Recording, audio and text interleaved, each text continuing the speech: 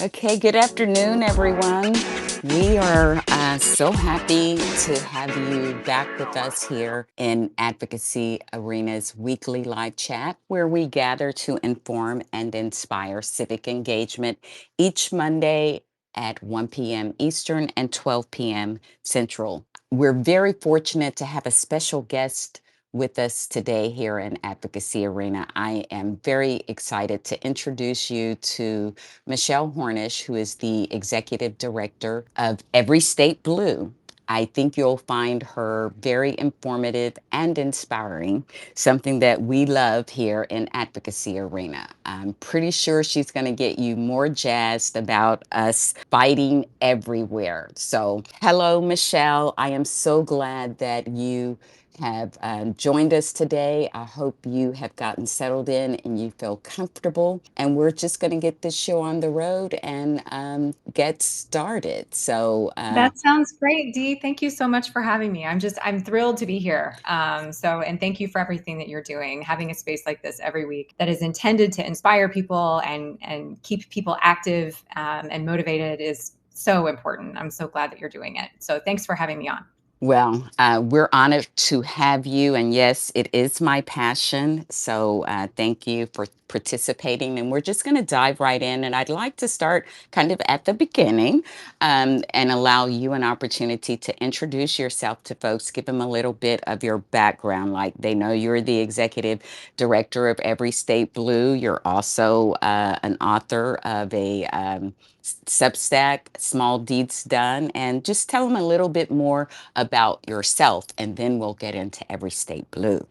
Of course, of course. So I'm a lawyer by training. I sort of joke that I'm a recovering lawyer. And after the 2016 election, I sort of looked around at what was going on in the political space and in the activism space. And those were the early days, sort of the wild, wild west, right, of activism, when everyone was trying to figure out how exactly we were going to, what we were going to do going forward. And folks were sharing tons of different ideas on how to be active, and oftentimes didn't really know the most effective way to advocate for legislation, or sometimes they didn't even understand what the legislation was. So I started Small Deeds Done back then. In the early days. It was November of 2016, actually, when I first started Small Deeds Done. And it's based on the Peter Marshall quote, small deeds done are better than great deeds planned. So that's sort of my ethos, right? My reason for being is making sure that people feel like there's something that they can do that is workable, that they can fit into their everyday life, that's an easy lift, but that collectively is just a massive impact. So I'm sorry, go ahead, Dee. No, I was going to say it sounds like what we do here, and we try to encourage here every week within the community. So I love it. Go ahead, continue. Sorry to interrupt you. No, not at all. Because that's exactly it, right? Is making sure that people have a way to stay plugged in, stay engaged, and stay hopeful. So it was through that I met Jonathan Zucker, who was the first COO and second CEO of Act Blue. He and I collaborated on a piece that he wrote for me for Small Deeds, and we worked so well together that we sat down and had coffee and started talking about how we could empower people through, creating these communities of folks that can crowdfund for Democratic nominees for Congress, but also for state legislature. And we started our pilot project in Missouri in 2017, our state our state legislative pilot project then. So that's how I got involved with Every State Blue, and it has grown and changed and had lots of iterations, from 2017 to now. But that's a little bit of background about who I am and how I get here today. Okay, so let's kind of get into the meat of things. How would you describe Every State Blue to people, what it is and what they do? Right. So Every State Blue, which folks can find at everystateblue.org, Every State Blue is the umbrella organization for a number of state projects, and then also for a federal project that we have called Forgotten Democrats. We have state projects in Ohio with Blue Ohio, in Missouri with Blue Missouri, and now in Tennessee with Blue Tennessee. And our goal in each of these states and in the federal project is to create these communities of people, small dollar monthly donors that together crowdfund for underfunded Democratic nominees who are running, usually in the reddest districts in the reddest states. So that is our sort of purpose and our reason for being. We're filling a gap. It's a very specific gap that we're filling to make sure that there are resources that are available to the people who are running in some of these really red districts that often go uncontested or underfunded.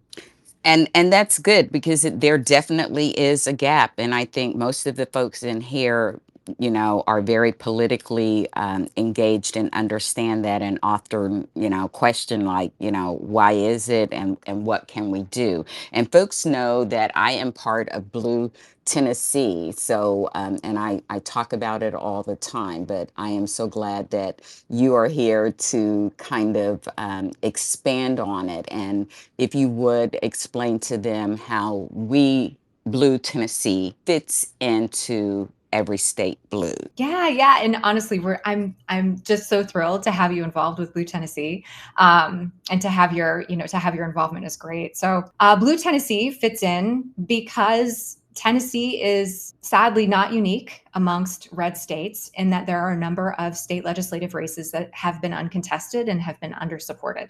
So in 2022, there were 45 of 99 state house seats that were completely uncontested by Democrats. 45 of 99. So already Republicans were walking into almost a guaranteed majority. Of the races that were contested, that Democrats contested, 24 were underfunded. And when I say underfunded, I mean they had less than 36 cents per eligible voter. And that number is kind of specific. It's based on some data that we have, but they had less than about $23,000. And that's to run in a district size of over 60,000 people. 13 of those nominees, so 13 of the 24 that I just talked about that were underfunded, 13 of those had less than $5,000. Again, to run in a district size of over 60,000 people. So it's very difficult for a Democrat, for anyone, to be able to get their message out there when they're funded at that level. Yard signs can be $5 or $10 a piece. You're talking about 100 yard signs, that's $500. None of this stuff is inexpensive. You need, walk sheets, you need postcards, you need, campaign flyers. All of these things add up. And so not even having $5,000 is really, really difficult for these people who are trying to go door to door, who need to be able to get across these really large rural districts. So our purpose, our reason for being, is to make sure that none of these people feel like they're going it alone. So our communities of people, we crowdfund every month. Folks chip in a few dollars, and then after the primary, we distribute those funds. But we do it in a different way. We actually distribute from the bottom up. So we look first for those who have the least. And those are the people that we give funding to first. And we distribute those funds evenly until we bring everybody's bathtub up. So we create almost a funding floor. Ohio is probably a good example. So we started Blue Ohio in 2022. So we've had a full cycle now of Blue Ohio members, and we have about 1,000 people there.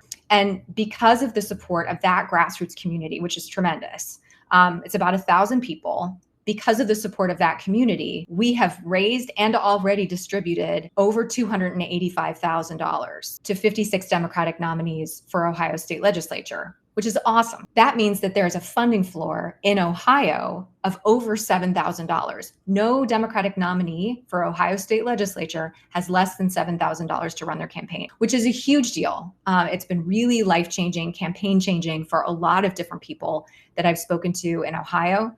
And that's the kind of thing that we want to bring to Tennessee, and that we have already brought to Tennessee with Blue Tennessee. So that is one of the things that really got me kind of geared up and excited about being part of Blue Tennessee, just seeing, what our state is like here, and also listening to David Pepper and him having his finger on the pulse, understanding. I mean, I live here, you live in Missouri, David's in Ohio. So we understand how, fascism is just, kind of flowing through our state. And it can make Democrats feel a little helpless and powerless.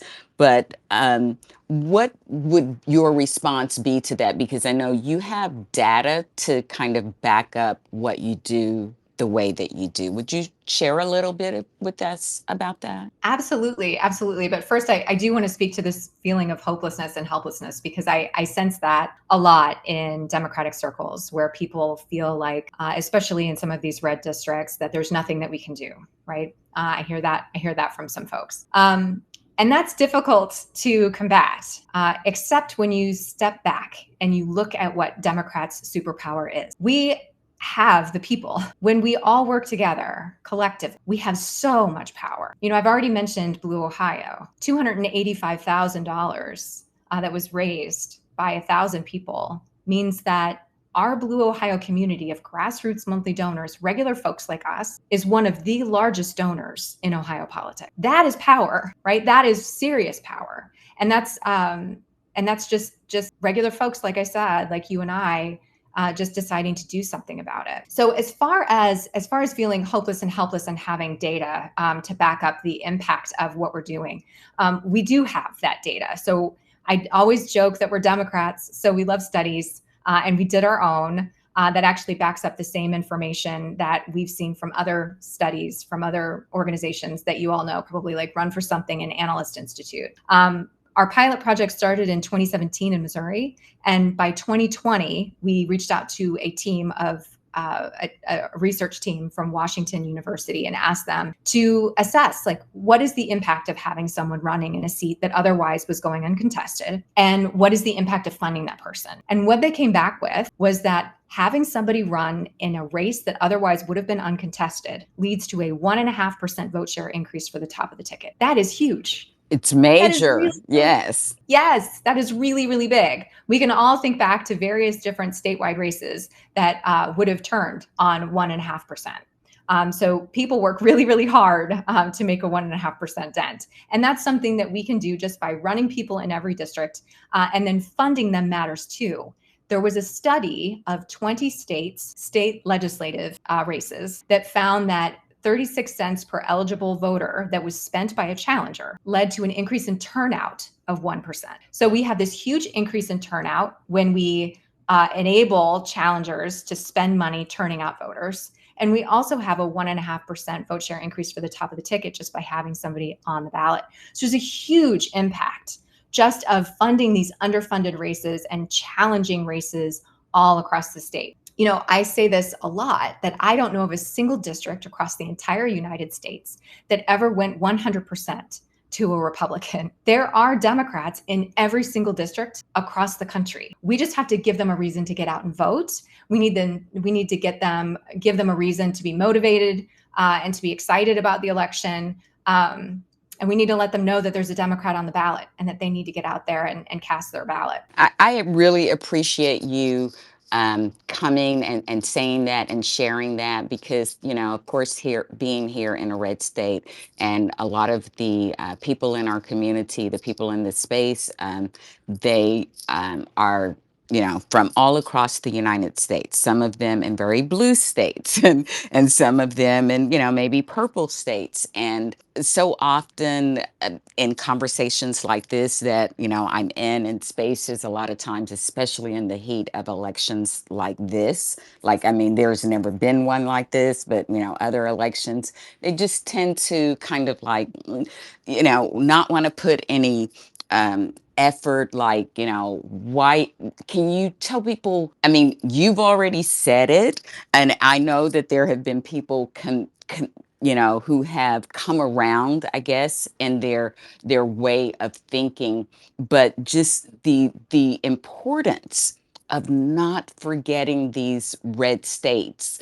You know, what else can you share? Yeah, so it's really important that we not give up in advance, right? I was writing about this actually last week, that Timothy Snyder's book on tyranny, I believe it's 20 Lessons from the 20th Century. It's an incredible book.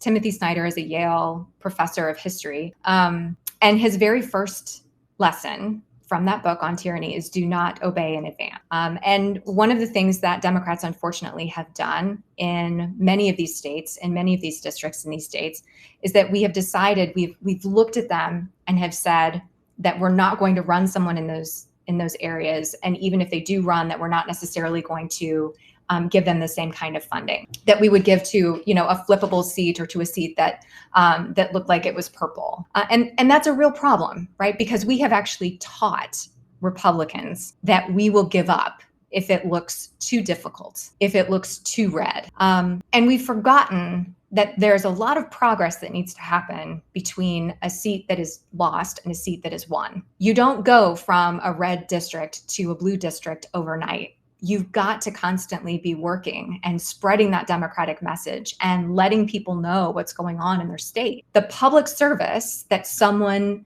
starts as a candidate, it actually begins when they become a candidate. It's like they've got a microphone and they're able to spread the Democratic message across that entire district. They're able to get into a lot of rooms, knock on a bunch of doors. They can get onto the radio. They have that microphone. And when we leave those districts uncontested, it's almost like leaving all these microphones all over the state that are just not spoken into. And that's a real shame. But it also means that we shouldn't be that surprised when we're talking to people across these various red states who don't know how authoritarian their state legislature has become. They don't know that because they haven't been told, because no one has been at their door explaining to them what's going on. But we can do that. We can enable that message to get to more people, to get to more doors, to get to more voters. We can enable that just by giving people who are running in those districts the resources that they need to make some noise. Absolutely. So that's really what we're doing. Yeah, and enable that and make sure that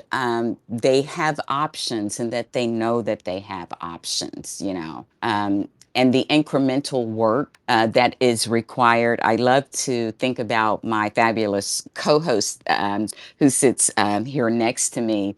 I look to her and her state as an example all the time because Soul Sister is from Michigan. So it gives me hope because, I bring it up often. We talk about it. We understand that it was under strong, Republican control, but it is no longer, and we talk about that. And she talked about, the work that had to be done. So I feel like an organization like, Blue Tennessee and Every State Blue, and their other projects and stuff is just a really good way for us to do that, a way that kind of has been proven. So, I know that like Blue Ohio and Blue Missouri have been around for a while, and give us some examples of what the change that you've seen, what they do with the money, and how they have come to kind of rely on the work and the organization of, Blue Ohio. Sure. Yeah. I mean, first, just to note that Michigan has been on the Run Everywhere bandwagon for a couple of cycles now. And I think that we're all seeing the impact of that. I think that it was 2016 when they started running someone in every single district. And so, you can see the outcome of that. So pretty fantastic. Michigan's one of my very favorite states. So, but as far as the impact in Ohio and Missouri, it's been really tremendous. And it's been tremendous both on kind of looking at it from a strategy statewide, but also from the individual candidates. So statewide in Ohio, in 2022, there were, I think, 18 or 20 districts that were uncontested. And we had just launched Blue Ohio in April of 2022. So people didn't really know about us yet. And even with that, we raised almost $80,000, and we were able to provide a funding floor of about $5,800 for nominees. As you can imagine, word about that spread. People liked that. Potential nominees really liked that. They liked the idea that if they were willing to run in a really red district, that they already knew that there was a community of people that were going to have their back. That was going to make sure that they weren't going it alone and that they had some resources to at least get on their way. That made a huge difference in recruiting. And this year, I believe they only have 4 districts that are uncontested. And like I said, we've already, been able to distribute $285,000, and there's actually more on the way. So this makes a huge difference for them. It also means that they know that they can afford yard signs, they can afford mailers. There's a whole bunch of things that they need to get, just bare bones campaign stuff that they need to afford, and they know where that money's coming from. So I was talking to a couple of nominees just as I was calling them and letting them know, you should expect a check, of $5,000 or $3,000 or however much they qualified for. And again, I heard the same thing. Now I can afford those yard signs. Now I can afford that mailer. Now I can get those postcards.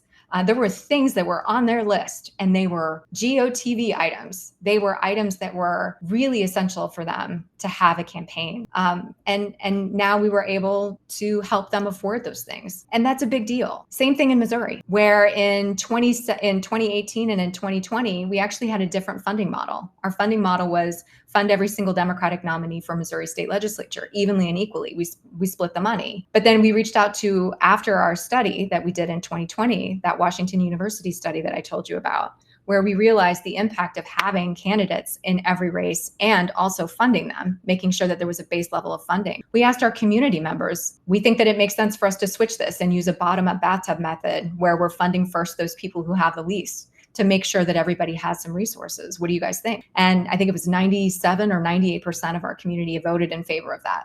And so that's how we switched. But in 2022, we had 40% of Missouri's state legislative districts went uncontested. This cycle, we have potential nominees, candidates in 134 out of 163 districts. It made a massive difference for them to hear, we've got your back. There's a community of people who's going to make sure that you have a few $1,000s to run on.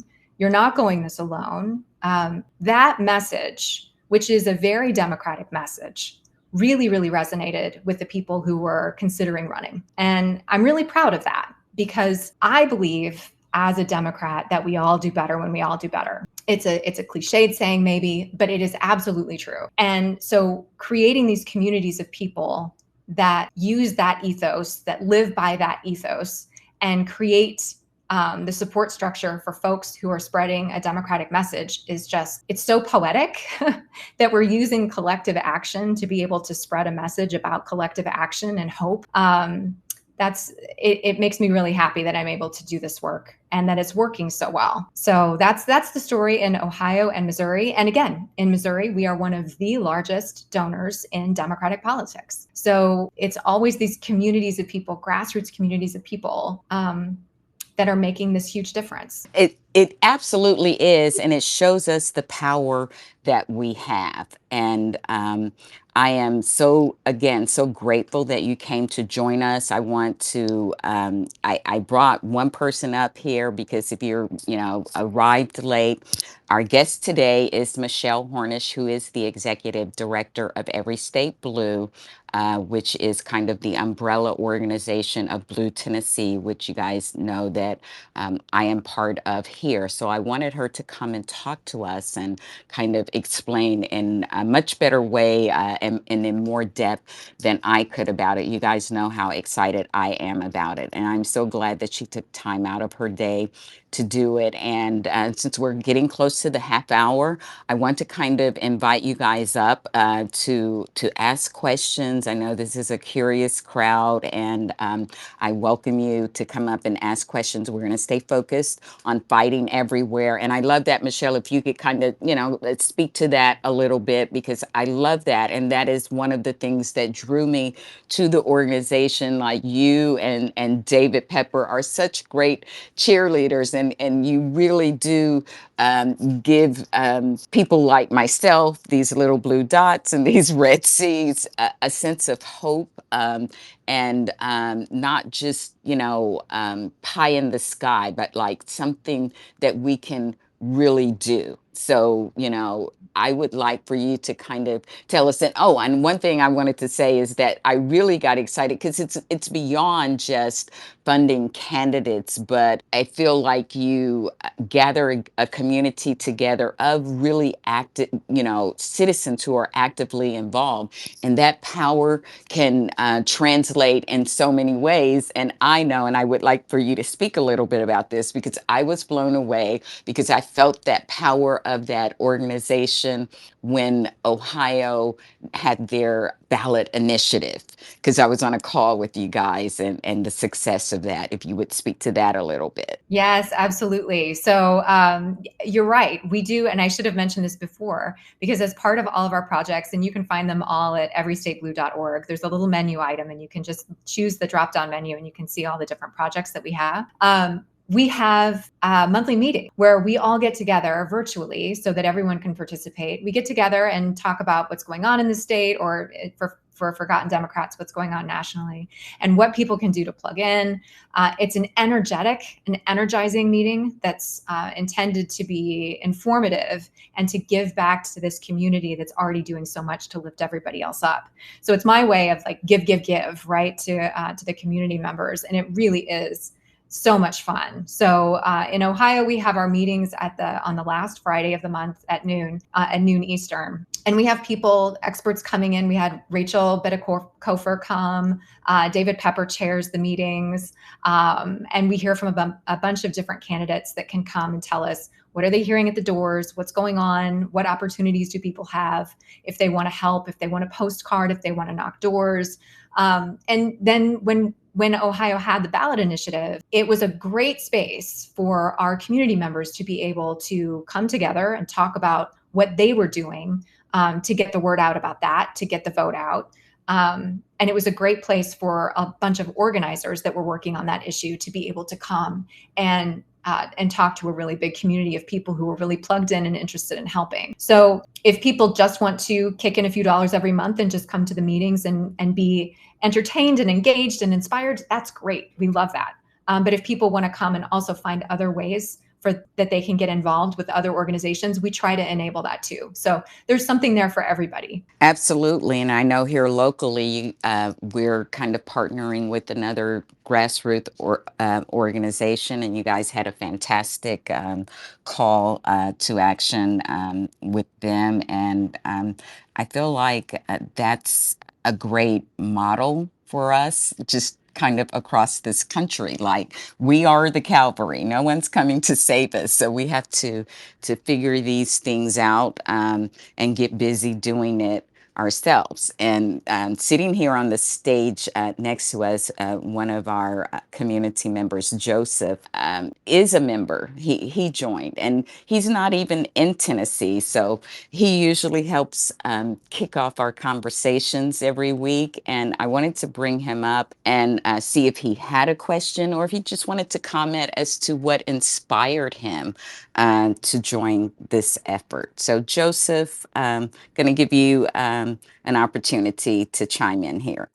Well, hello, Ms. D. Hello, Soul Sister. Thank you for bringing me up. Yes, I was listening to what Michelle has to say, and I'm definitely agree with and inspired by what she said. That how it takes an effort to turn red district blue, and I've seen it just here in California, how even prior to the redistricting in 2022, there were districts that we flipped blue, that it took a long time, but we were able to get flipped blue. And yes, no Republican should ever run unopposed, because it's just a matter of some districts are going to take longer than others, and some states may take longer than others. And I keep bringing up the fact that California was once a Republican bastion, and then starting in the 1990s, it gradually changed. I think it started when we voted for Bill Clinton in the 1992 presidential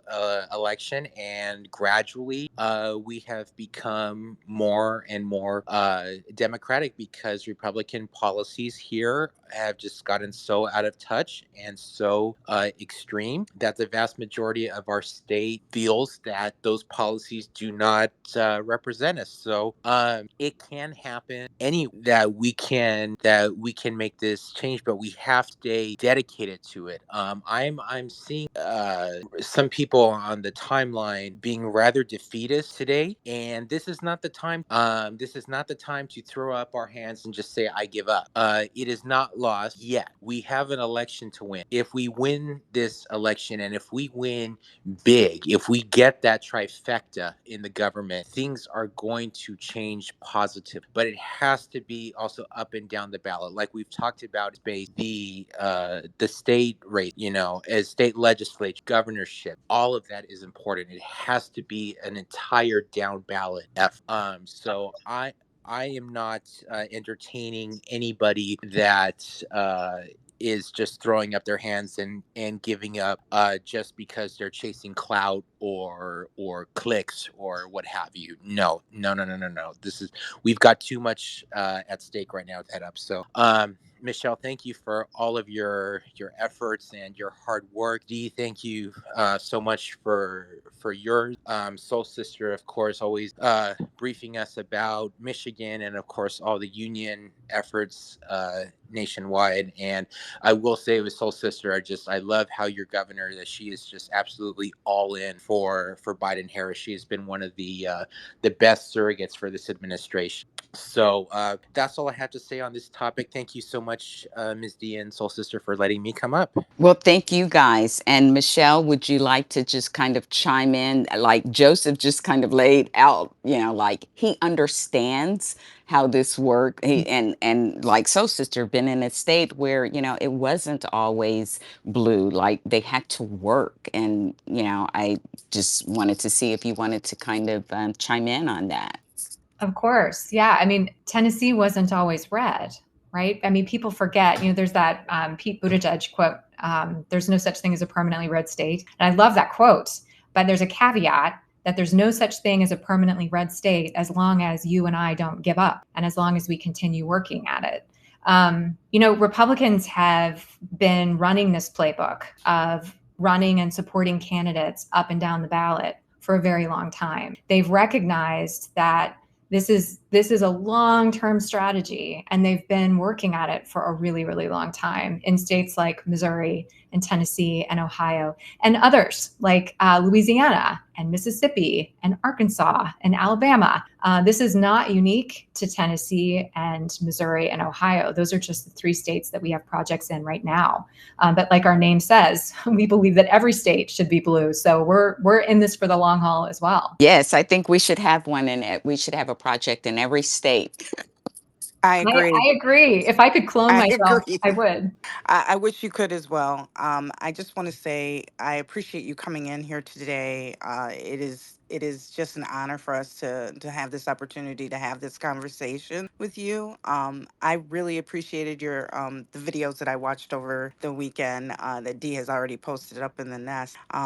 And it's inspiring to be with like-minded people, and I think that is something that needs to be widespread. I think that part of the apathy that we see in voters is that they do feel downtrodden, and they do feel beat down by the daily dose of doom that we're being spoon fed by today's media. This opportunity to be with people who are encouraged and energized and refuse to back down and refuse to give in is something that keeps me motivated. And I think that it would motivate others as well, just based on conversations that I've had over time and even just recently. So this organization is extremely important in organizations like yours, and I just want to commend you for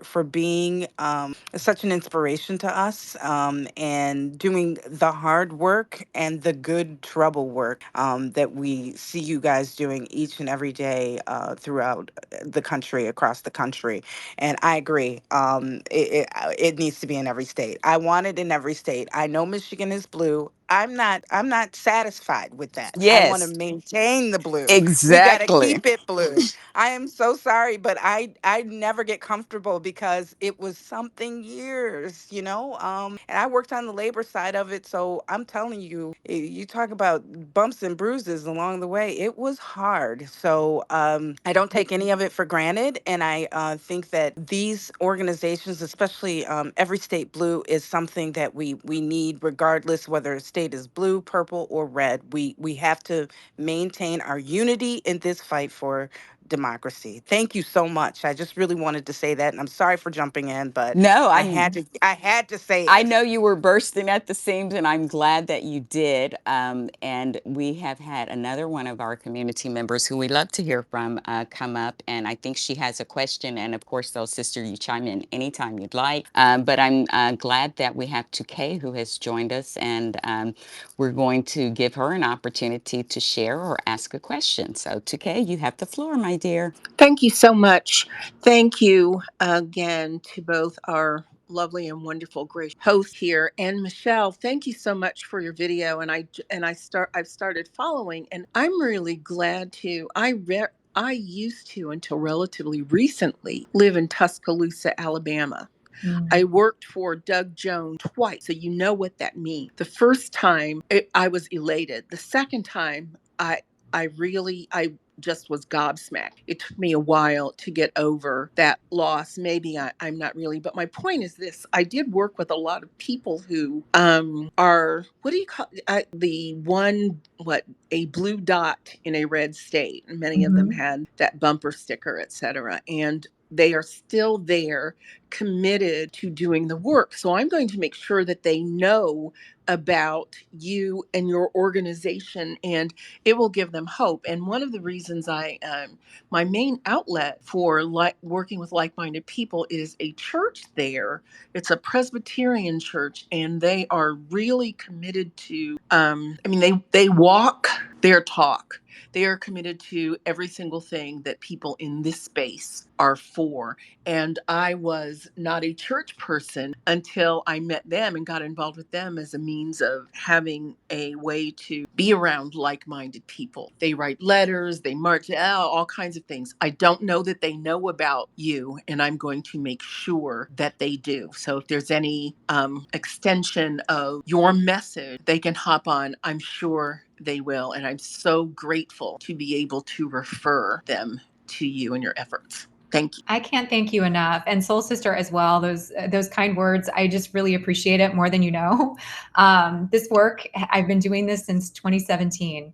And I feel like now finally in 2024, we're having our moment where people are realizing the importance of running everywhere, of fighting everywhere, of talking to people everywhere, and of progress everywhere. I mean, it's really easy, I think, for people to get demoralized, especially in red states, when it feels like we've given up on huge swaths of the country, because they don't look like they're flippable. They don't look like they're winnable. But it's sort of it's a circular argument, right? They're not flippable and they're not winnable now because we haven't been spending time in those districts for decades. So we need to change that. And we need to recognize that progress is progress and conversations are important. And the people that should be having those conversations are the people who are those people's neighbors, because they can knock on their door and they can talk about things that matter in that district, those people, in a way that, Michele, coming from St. Louis, going to a red district in Missouri, I'm not going to be able to have the same kinds of conversations about the roads and the schools and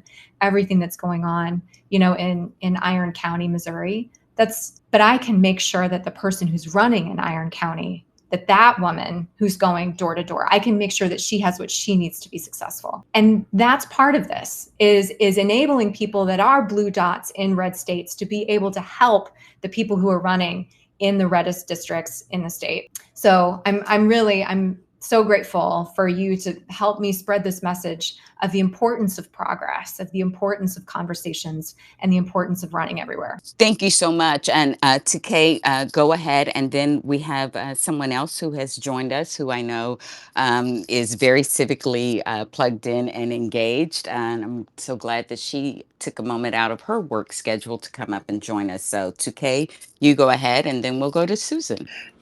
Quickly, I'm just overwhelmed. I really am. I am resolute in my work, and it's ironic that after recent events, today, I feel so committed and have a steely-eyed focus on what needs to happen. And I'm so happy to be in a space right now where we are not lamenting, but emphasizing the energy and focus and intent that we can bring to swinging things around. And as you said, Michele, too, things change. Mm-hmm.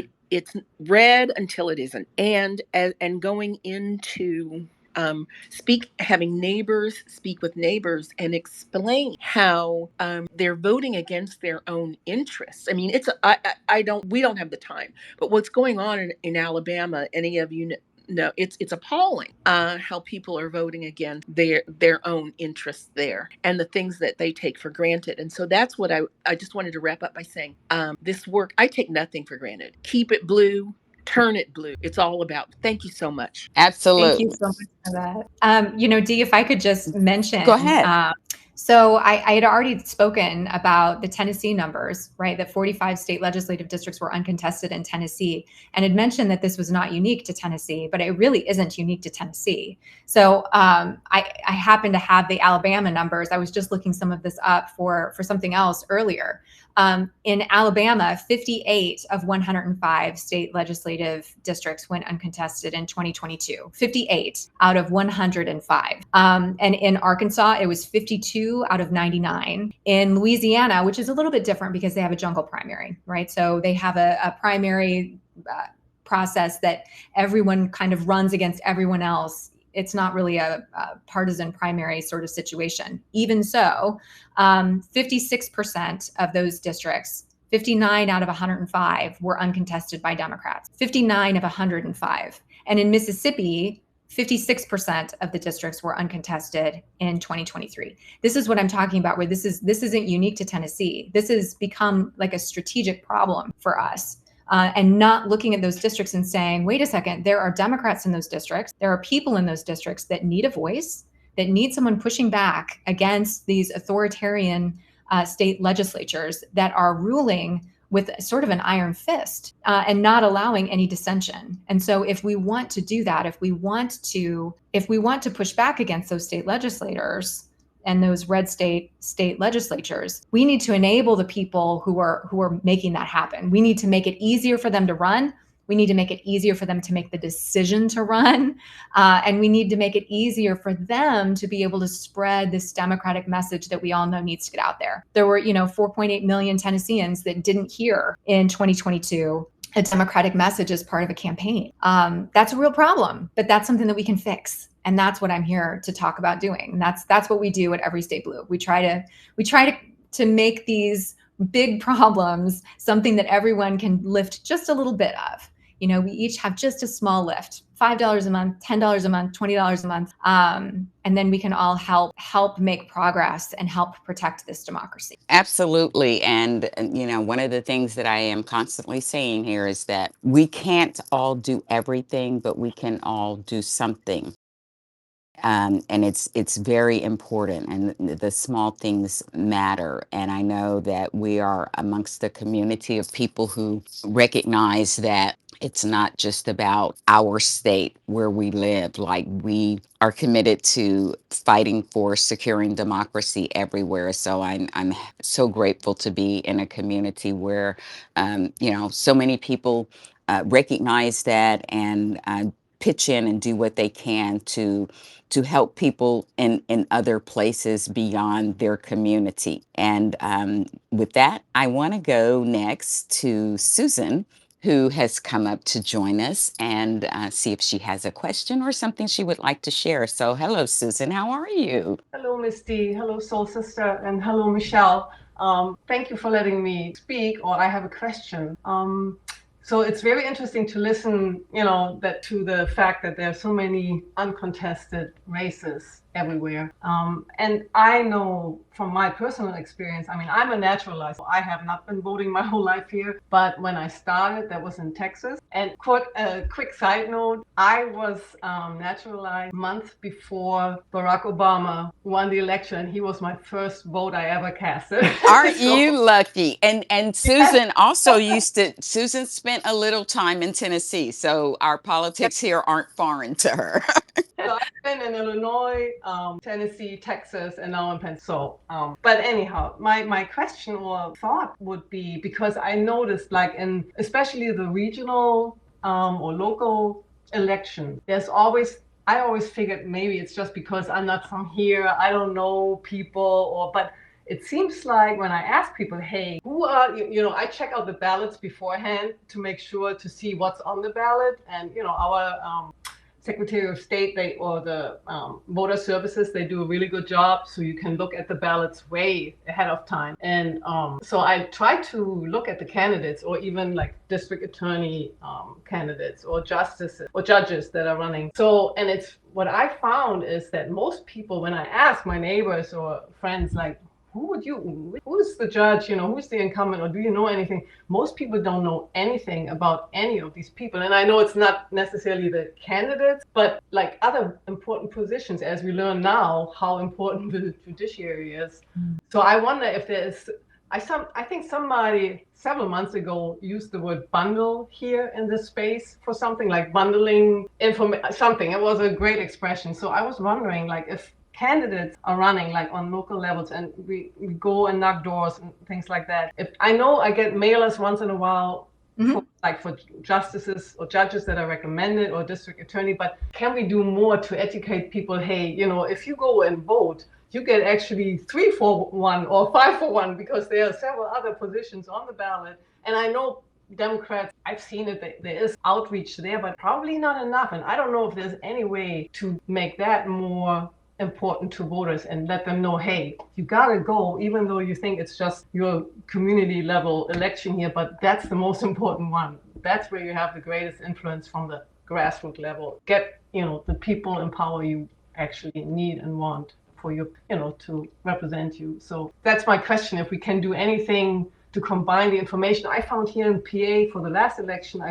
and they say they're independent journalism, and so far I like what I see. It's called PA Spotlight, and they had for the last the last primary, they actually had online, you could check them out, and they had all the candidates, and they had like a quiz, like with quotes from all the different candidates, like for district attorney and for some judge positions, and they just showed the quote, and then you should guess who said that. And then they gave you the results, which person. So you could kind of see, oh, this person said this. I'm not aligning with this. So it was kind of interesting, but it made me, you get engaged and you try to figure out, this person I align much more with than the person that's already, there are a lot of judges, they are already they're incumbents, and usually they get voted again in, but there's some, I don't know if we can do more to educate the people and tell them, hey, there are so many other people on the ballot, not only the one candidate.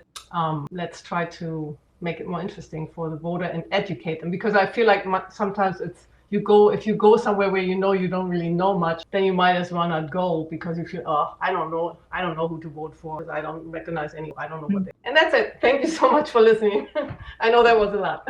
Thank you. No, I think that's a great question. It's a really great observation as well. What you're talking about with this ballot roll-off, there's actually a term for it. It's ballot roll-off, and it's people that often start at the top of the ticket. They know, that they want to vote for Joe Biden, and they know that they want to vote for Gloria Johnson, but they might not know some of the other people that are further down the ballot. And there was a study that was done, I want to say by Sister District, and I should probably just do a quick search through my emails to find it specifically so that I can give it to you all. And it was fascinating. They talked about how Republican voters tend not to roll off. They go all the way down and they vote straight party line. And Democrats tend to roll off, tend to not vote for someone, even if there's a Democratic, tag next to their name, tend not to vote for that person if they don't know who they are. If they don't know something about that candidate, they're not willing to vote for them, because they feel like it's really important for them to, like you said, know who that person is, know what they stand for, make sure that you're making a good and responsible and educated choice.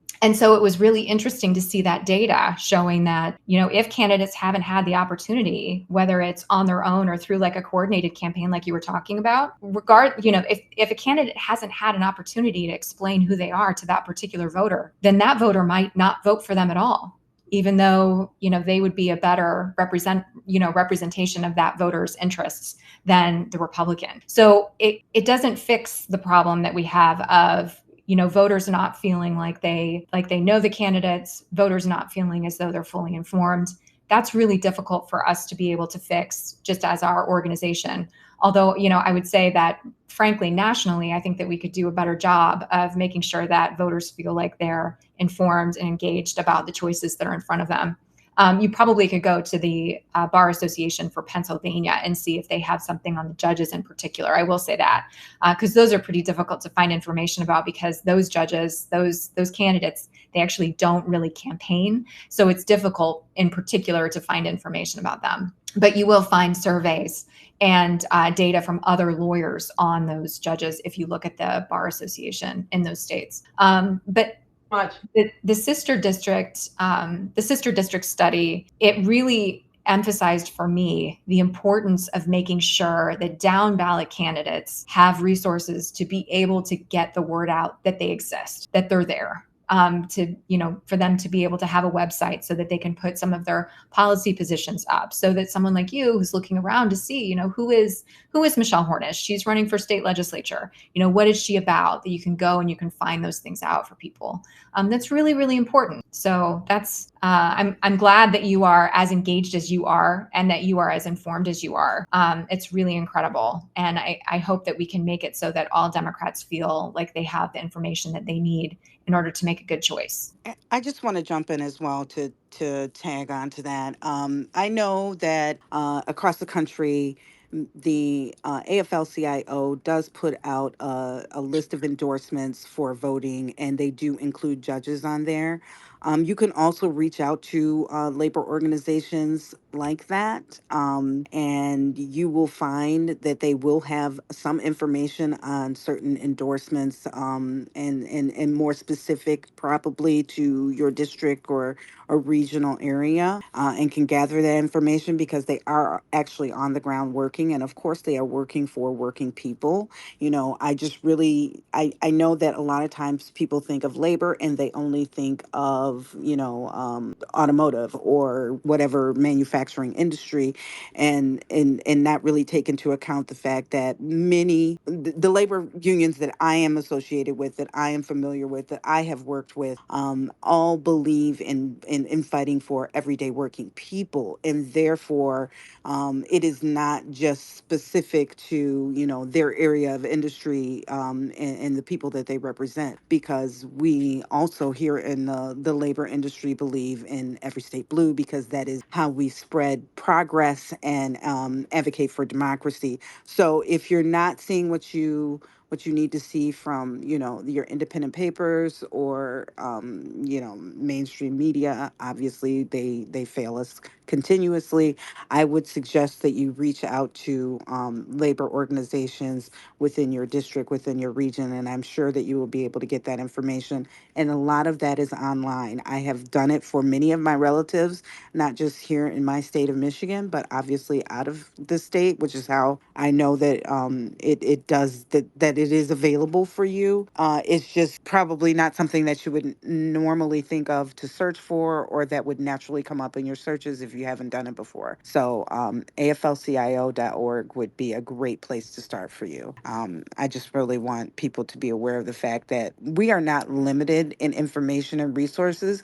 What we are challenged with is, like like you just said, Susan, having it all in one place. And I believe that organizations like Blue State, and the labor organizations are working hard, but we need to work more cohesively. And I guess that right now we are the people who are working to make sure that that is more cohesive.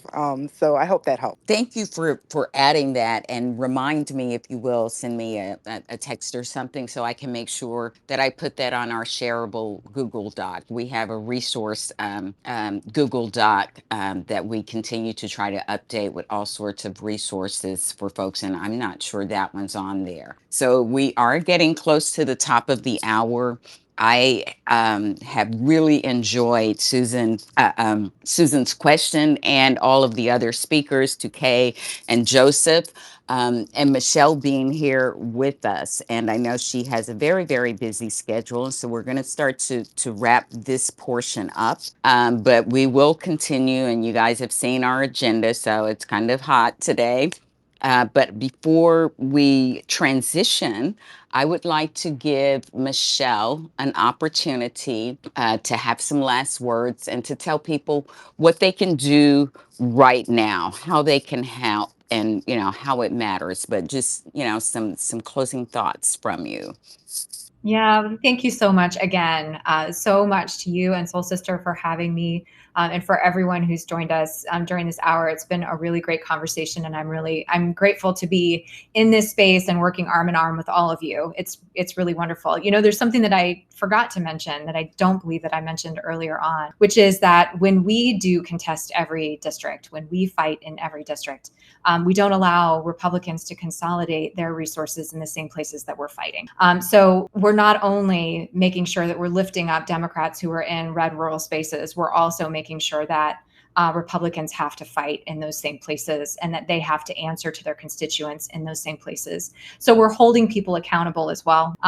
It's one of the big reasons why I think having an Every State Blue project, having a blue state project in every state is really critical, even in places, Soul Sister, like Michigan, which I would love for us to have a project in. And I hope that everyone leaves this conversation feeling hopeful. Like I said at the beginning, small deeds done are better than great deeds planned.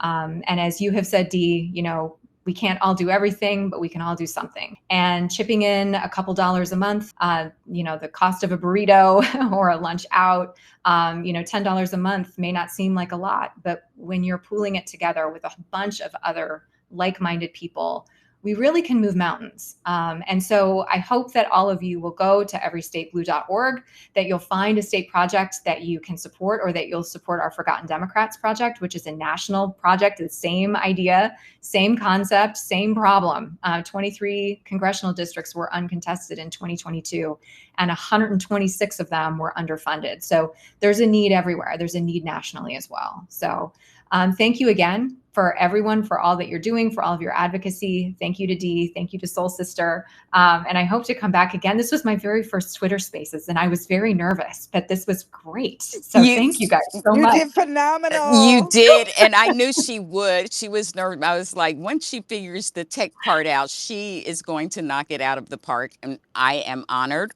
that we were the first space that you were in.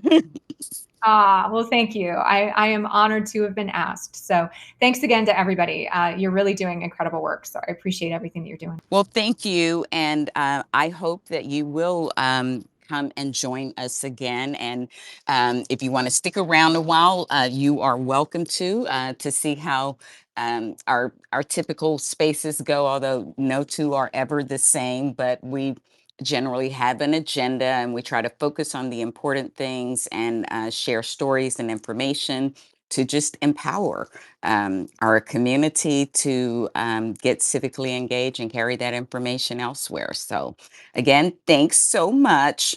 I am going to now reset.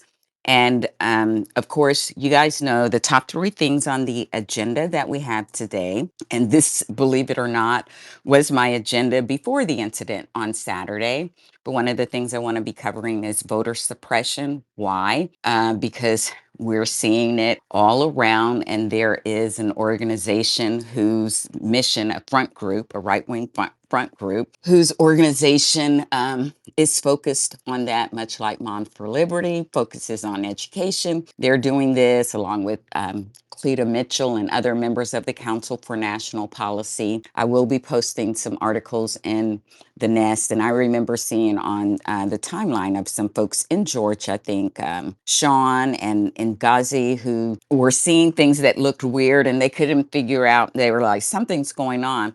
Well, yes, something's going on, and it's very orchestrated. It's intentional. So I want us to talk about that. I had gun violence on the agenda even without Saturday's incident. And the reason is because, of course, I bring it up periodically because we have a real problem across the United States. The Surgeon General has declared it a national health crisis, and it is a uniquely American crisis. And I have been alarmed about it for some time, but I keep ringing the bells when they start to do things that make it even worse. I mean, you know that my state is not doing anything to provide any type of gun legislation, regulation. Everything that they're passing really is to lessen the regulation around it. And I see this movement now picking up with ammo. Yes, ammo vending machines being installed in various states across the country, especially in the South. And that's very, very disturbing. And also, of course, we had the horrific incident on Saturday, but we're talking about a party who has encouraged this, who has fostered this. And it also is very much part of the language. I also am still taking invites to anyone who has watched the film, your summer assignment, Bad Faith, to come and give you your takes on it and what you think about it, because this gun violence and this kind of military ideology that they are setting up is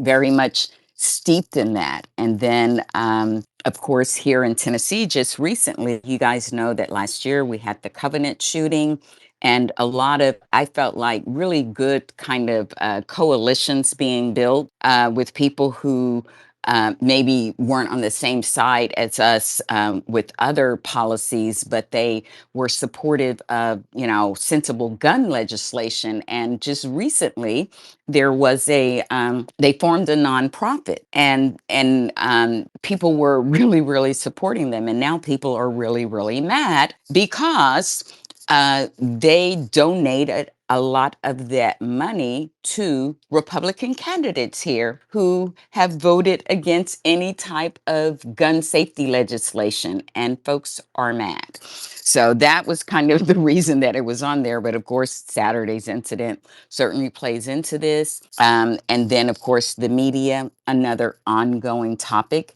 that we're going to continue to cover, like how they're covering Saturday's incident and just our politics in general. So I think that it's incumbent upon us. We know that we are cavalry. We cannot be relying on the media, the courts, or any of these other systems that have been put in place that have kind of ensured our democracy stayed stable. They have now been destroyed intentionally. And we're going to talk about the NATO summit, Viktor Orban's visit to Mar-a-Lago during that.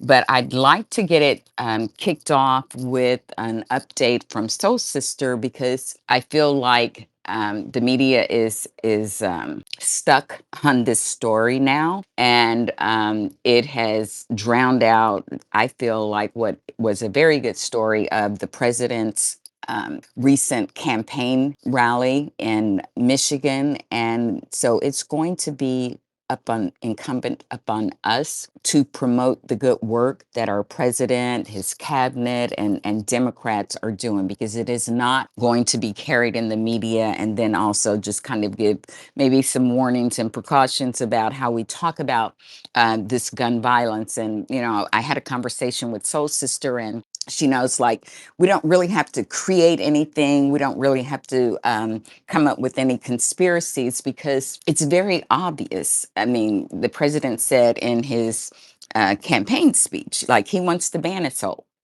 rifles. He would have been able to had Republicans not stopped him. We have Republicans who were wearing AKA pens in the legislative meetings, like federally and locally.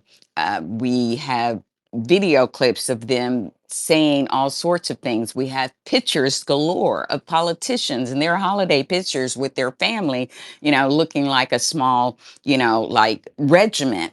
So I feel like we should just find those things and kind of bring them back to people's remembrance. Like, these are the people who are all in favor of guns.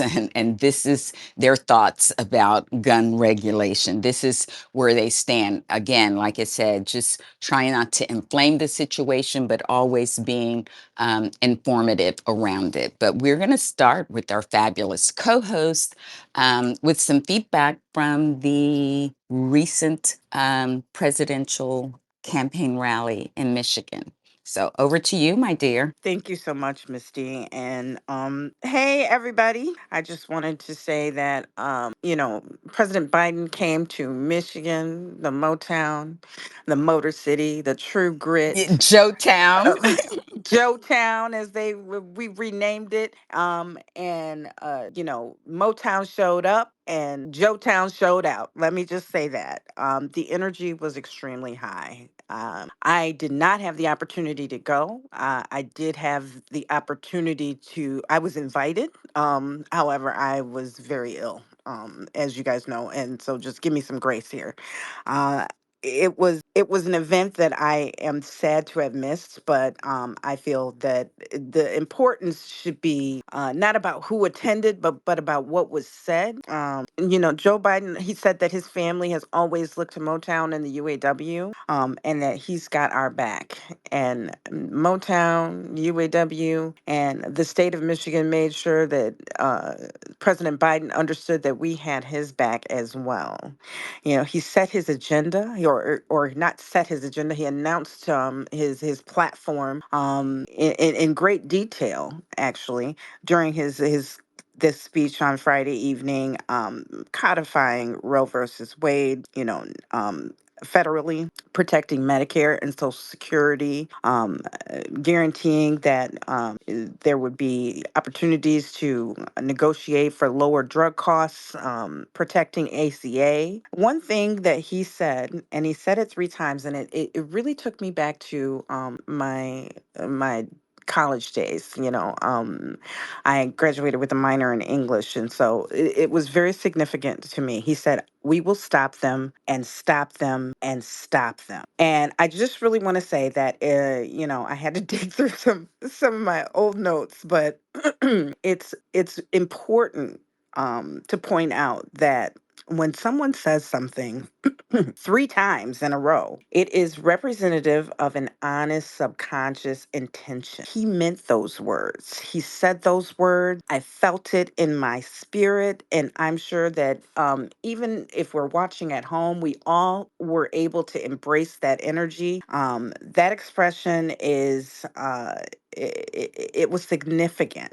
Three is the number of creativity, communication, and expression. So I just really wanted to point that out. He really hammered home that he is here for the American people, the working people, the everyday people. This is not about making the rich richer. This is actually about making sure that we all have the opportunity to have a fair share. It was 14 million of us in this country voted in the primaries for Joe Biden. We are the voice and we are the vote. Under the former president, 86,000 jobs just in Michigan were lost. Biden brought 275,000, or in the auto industry specifically, 275,000 of those jobs back to the auto industry, and 60 million nationwide, 390,000 just in Michigan alone. He said even the Wall Street Journal has pointed out, for those of us who have to have that economic argument with people who try to say, well, the economy's better under Republicans. We all know that that's false. But even the Wall Street Journal, which is every investor and analyst looks to that medium for advice and understanding of what's happening across our nation and economically, or across the globally, actually. And even they said that the economy would be worse under Donald Trump.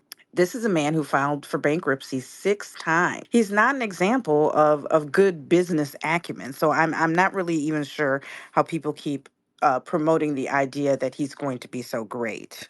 You know. I'm sorry. Let me stop you there because I love the line that when President Biden was rattling off, all of his issues, Yes. the bankruptcy and the casino, and he was like, and I thought the house always I wins. That I was love that. I thought the house always wins. Not this time, and not that time. That should tell us something. It is, if you are incapable of bringing about some type of profit with a casino, then you are really in bad shape. Because come on, everybody knows. Everybody knows. Eliminating Head Start, the Department of Education, the internment camps. These are all things of Project 2025, and all things that are part of Agenda 47. And Biden yeah, hammered home. yes, and the thing is that we'll get to that, but we covered it a little bit before. But as you said, Project 2025, it ties into like his Agenda 47. His idea is taking endowments from universities and using them for an online school. Now, he already had Trump University. Okay. Which was a failure Okay. So, what do you think is going and to happen unaccredited. to So our what are we building? A university? stupider? Yeah, we're building a more ignorant, dumber generation for what? Uh, How would we be world leaders with this type of they don't want w- ideology? they don't want world leaders. They want followers. They want an opportunity to push propaganda and to brainwash people. And I'm going to put it in the thread, but I posted it earlier on my timeline. But there's a couple of articles about Hitler and how he did with the youth, and that is another reason why they are so adamant about taking over the education system, because that's what Hitler did. He started grabbing the kids very, very early. And if you can Yeah, get them, they don't know anything else. So you pump this right, into their brain. That's, like that's all that's coming out is what's been right. pumped in. So go ahead. I'm sorry. No, no, yeah, I completely agree. I think people really need to, and I'm not speaking to this group because I know that we understand it here, but I think we people need to really press upon others, people who are basically discouraged and may sit home, or basically discouraged and think that their vote does not matter. We need to really press upon them the fact that, as you said, building a world of followers does not make us a leader globally. And if we are not a leader globally, then what are we becoming as a nation? And that should scare each and every one of us, because the lower we fall, the lower our wages will be, the lower our standards will be, the lower our standards of living will be. Joe said something very important. I don't mean to be disrespectful. President Biden, let me be clear, said, "We all know it's not enough to be against something. We have to be for something." There are many, many, many great issues and great accomplishments of this administration that we can tout, that we can say we are voting for. It doesn't have to be that he is perfect, because no one is perfect. And I'm not dating him. I am trying to make sure that I maintain my right to freedoms and a democracy that I can respect, that I can enjoy, that generations that come behind us can also enjoy and flourish from. This is not a popularity contest in the sense of who I want to have a beer with. I don't ever want to have a beer with him. I want him to run this country the way he has been running this country successfully, with progressive legislation that helps bring everyone up. He said, "We will leave no one behind and give everyone a fair shot." And he talked about raising the federal minimum wage, focusing on climate and clean energy, the child tax credit. There were many good points that he brought up, but there are many great accomplishments that we can be touting, and many good things that this administration is trying to continue and further, if given the opportunity. And that is what what we're fighting for. And if the idea of democracy is too big and too ambiguous for someone, give them the concrete evidence, give them the hard facts of what has been done in this administration and why it's important for us to continue with the Biden Harris administration. There should be no Absolute no talk of defeat. There should be no jellyfishing on the Biden Harris administration for.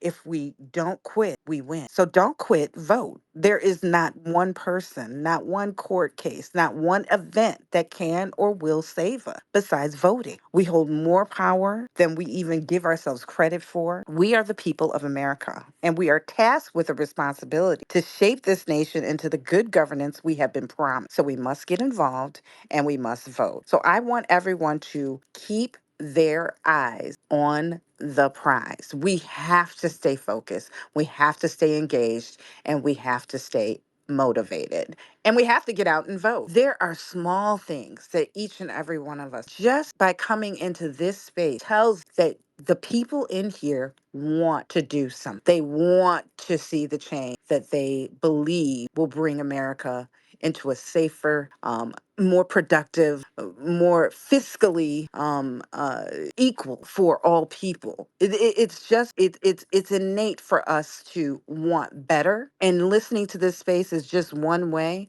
But there are all many different ways we can get involved with phone banking, text banking, door knocking, canvassing. We can have conversation with our neighbor, with our family, with the person that we're standing next to at the grocery store. There are so many small ways to be involved. And I don't want us to miss this opportunity to do what we have to do to ensure a Biden Harris victory in November of 2024. We have to. There was such a great momentum coming off the speech of Biden here in Detroit that I believe that it really did make the GOP nervous. I do. And the media could not ignore the energy. They could not deny that the base of this party and the base of Michigan's Democratic Party is solidly behind President Joseph R. Biden. Nothing can change the facts of. I don't care what political pundit or what superstar or influencer gets out there and says about who they're not and what they're afraid of. The only thing I'm afraid of is people not voting. I am definitely not afraid of a Biden Harris, and that is something that I will shout from every rooftop. That is something that I will pledge on any platform ever, and that is the energy that we have to maintain here. And I really think that if you are curious about how Detroit really felt about Biden being here, take a gander. I will post some of the news articles that I saw, all positive. CNN did some reaction interviews from people who had seen who had seen the presser or the event, the rally, and they were solid. Some had been on the fence, some had never been on the fence, and stood solidly behind our president. And I think that that's very significant. So this rhetoric that has been out here, this narrative that the media has been pushing, it does not reflect the roots of this country, the roots of the Democratic base in America. We want democracy, freedom, and progress. We do not want a dictator. And with that, I'll turn it back over to you, Misty. Well, thank you so much for that update, and amen. I co-sign everything that you just said. We have this one last shot to save our democracy, and if nothing else, I mean, the events of Saturday, the week prior leading up to it, with our president entertaining world leaders and the way that the media failed us then, they're continuing to fail us. The Supreme Court, their ruling basically making him a king and giving all the billionaires an opportunity to roll back any regulation. And then, Eileen just coming right in today and, putting the final nail in as far as accountability go. No one is coming to save us. We are the cavalry, and we have to use every single tool in our toolbox. And that's going to require us all doing something.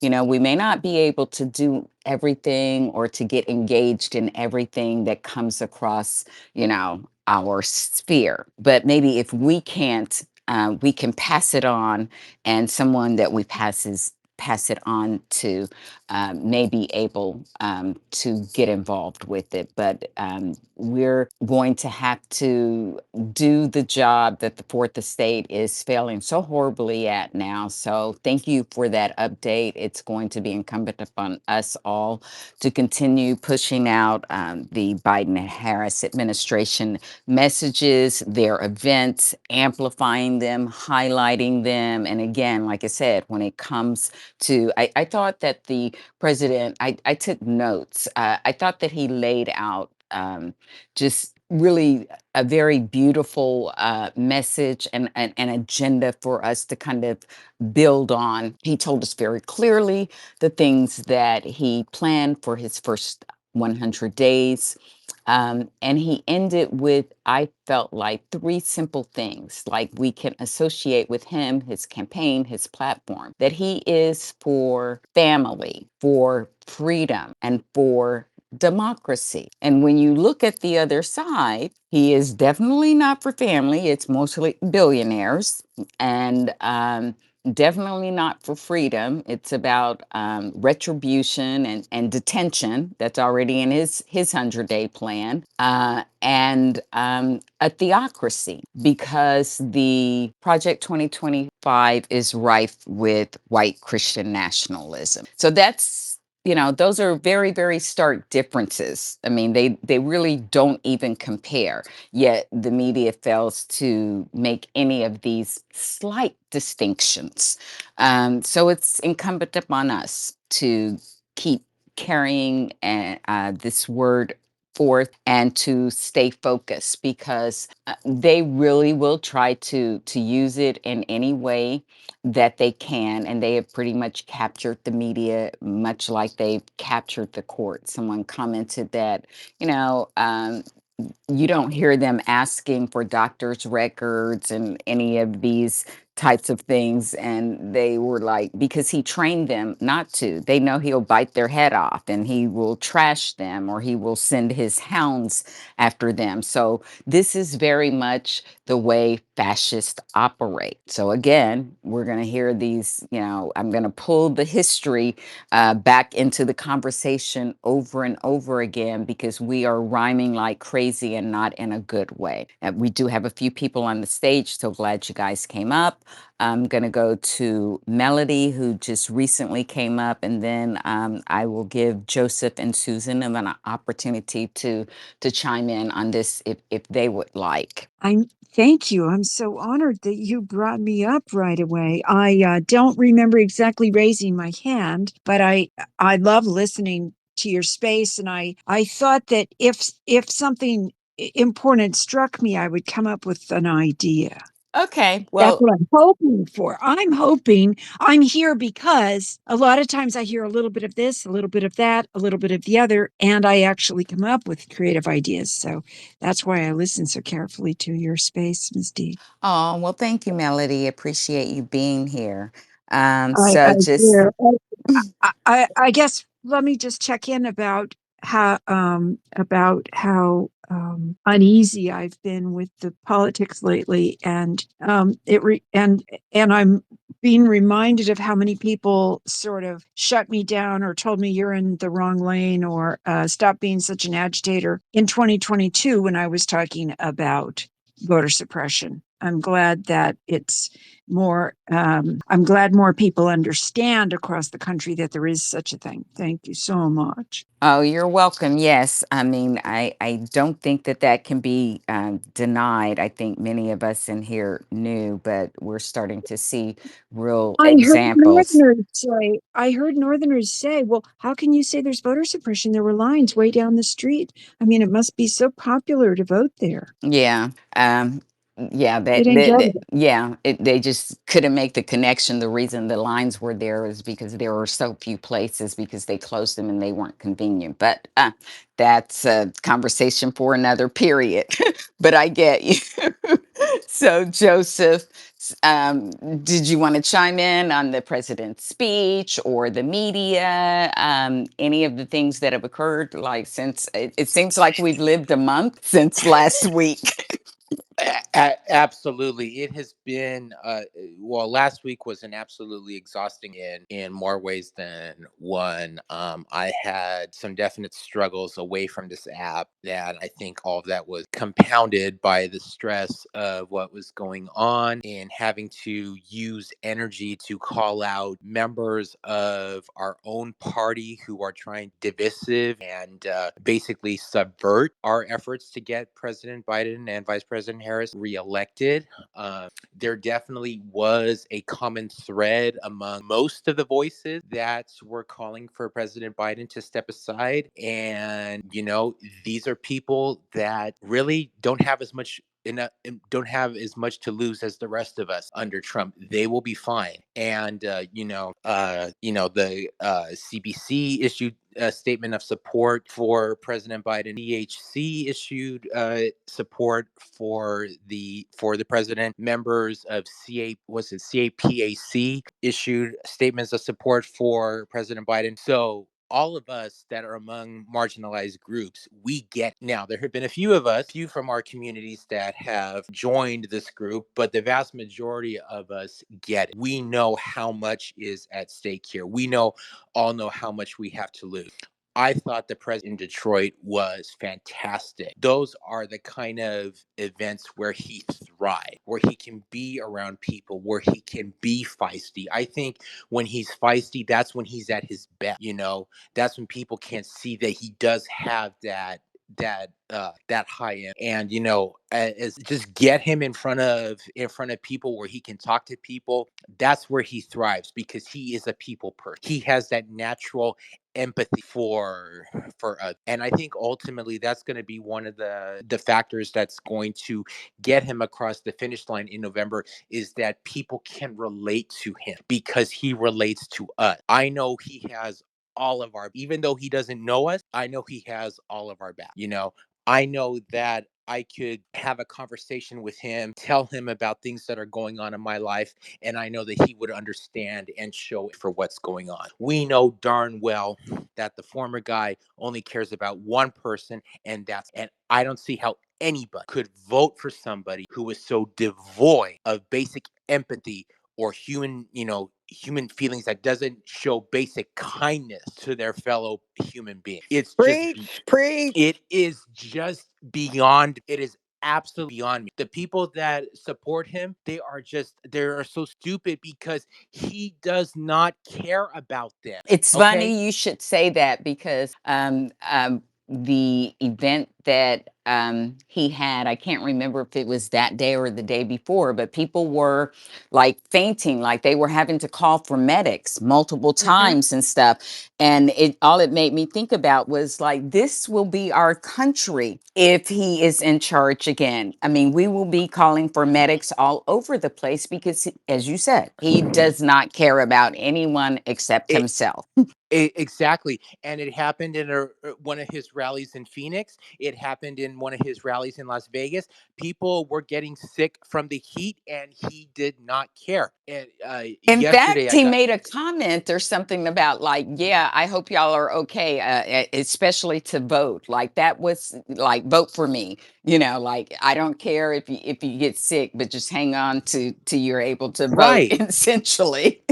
Right. And yesterday, I got together with a few of my local cohorts that finally got a chance to meet in person. And I was talking about, stuff from 2020. And one of them, he's like, oh my gosh, I had kind of like blocked that stuff out from my memory. And I said, well, this is the kind of stuff we need people to remember in November. We need them to remember, how there were shortages in grocery stores. We need them to remember how, when the worst of the pandemic hit, how we had to wait in line outside of the supermarket to get in, because they were only letting certain amount of people in at a time. We need to remember how, how, at least like in some of the supermarkets in my area at the time, they actually controlled the traffic flow in the store. You could only go one way down an aisle in the supermarkets. We need to remember how he told us to inject bleach. We need to remember how he acted like he was doing such a fine job with COVID, and over 1 million people died. We need people to remember that, because if they have selective memory, well, it's not going to do us much good. But I think if people do remember that and really think, do we want all of this again? I know I don't, and I know everybody in this room doesn't want that again, because that was frankly, that was all, that year was almost too much for me to handle with I mean, all of just the. just the constant. I mean, it was 4 years of really just narcissistic abuse and just Yes. stress, 24/7. Looking at your phone or online, trying to make sure that if anything happened, which anything was like, liable to happen, that you would know about it right away, because he just made us feel that unsafe and that unstable. Exactly. Exactly. And I don't want to go through it again. So that's all I have to say for the moment on that. I think now is the time to really strike while the iron is hot, because he clearly shows no interest in unity, or the president extended him an olive branch and he basically snapped it in his face. So it's like, you know what, if you're gonna play like that, fine, we can play dirty too. Believe me, I can, and I have every intention of playing dirty, because if you want to beat Republicans, sometimes you got to think like them. So I am all ready to get my hands dirty. So I will leave it at that for others to come up and speak. I will have to drop out a little while because I have to go to a meeting this afternoon. But thank you so much, Ms. D and Soul Sister, for letting me come up and share my thoughts on this. Well, I appreciate it, and I want to just get it on record. What he said, it was when he was at the Las Vegas rally around June 9th, and he said, I don't want anybody going on me. We need every voter. I don't care about you. I just want your vote, he said. So, yeah, that's who our compassionate president is running against. And as you said, him extending an olive branch, um, kind of pausing his campaign while he is fundraising off of it. It's just grotesque in so many different ways. But we have Tina who has come up. I'm going to give her an opportunity to speak, and then I'll go to you, Melody. And then I want to go back to my co host as we shift onto a few other things. Hello, thank you, ladies, for the mic. I've been mulling a question over in, just thinking about this. And if it was any other candidate, right, wouldn't a vice president have been, picked by now? Right? So do dictators have a vice president? I You mean, know they have lieutenants, loyal, kind of loyalists, but they're interchangeable. They're only as useful as they are at that moment. But as far as American politics go, like the fourth estate isn't like, hammering this down, like who's the vice president? What's going on? Blah, blah, blah. And I feel like purposely not picking a vice president because he means what he said when he says he's going to be a dictator on day one. Oh, absolutely. So, Yeah. yeah, and that's all I wanted to say. I mean, really think about no vice president, really, to keep that he has. Yeah. And Well, that's all I wanted to say.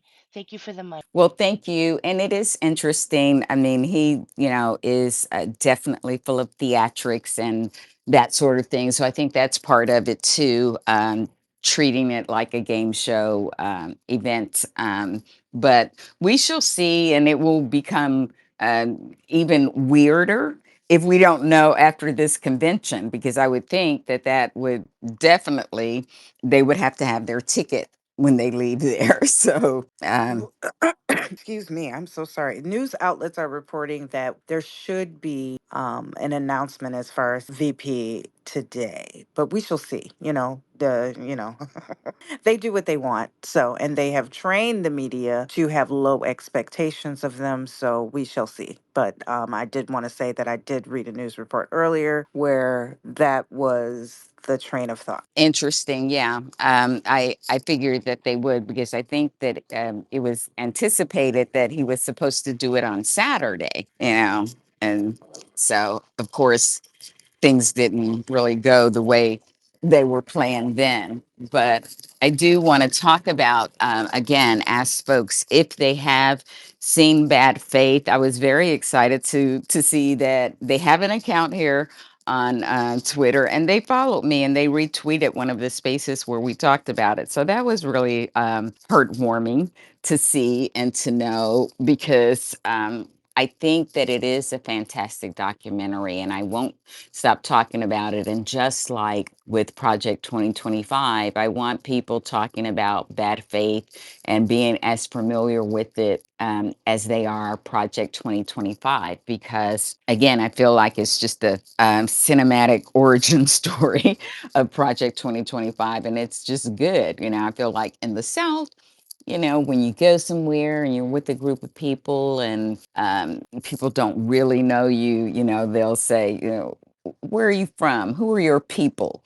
And so I feel like this film answers that question about Project 2025. Who are your people? Okay, here are your people. And you can see how the people are working and still orchestrating their plan in places like mine that are, GOP supermajorities. I know probably many of you saw footage about another one of those Nazi organizations marching and talking to folks in our downtown streets this past weekend. And, this is what we're dealing with in places where they feel welcome, where hate is rising. It's because the ideology is inviting it, and that they don't see that or recognize that is just mind blowing, because they had the leaders here, the NATO summit, and Viktor Orban. It seems like the news would have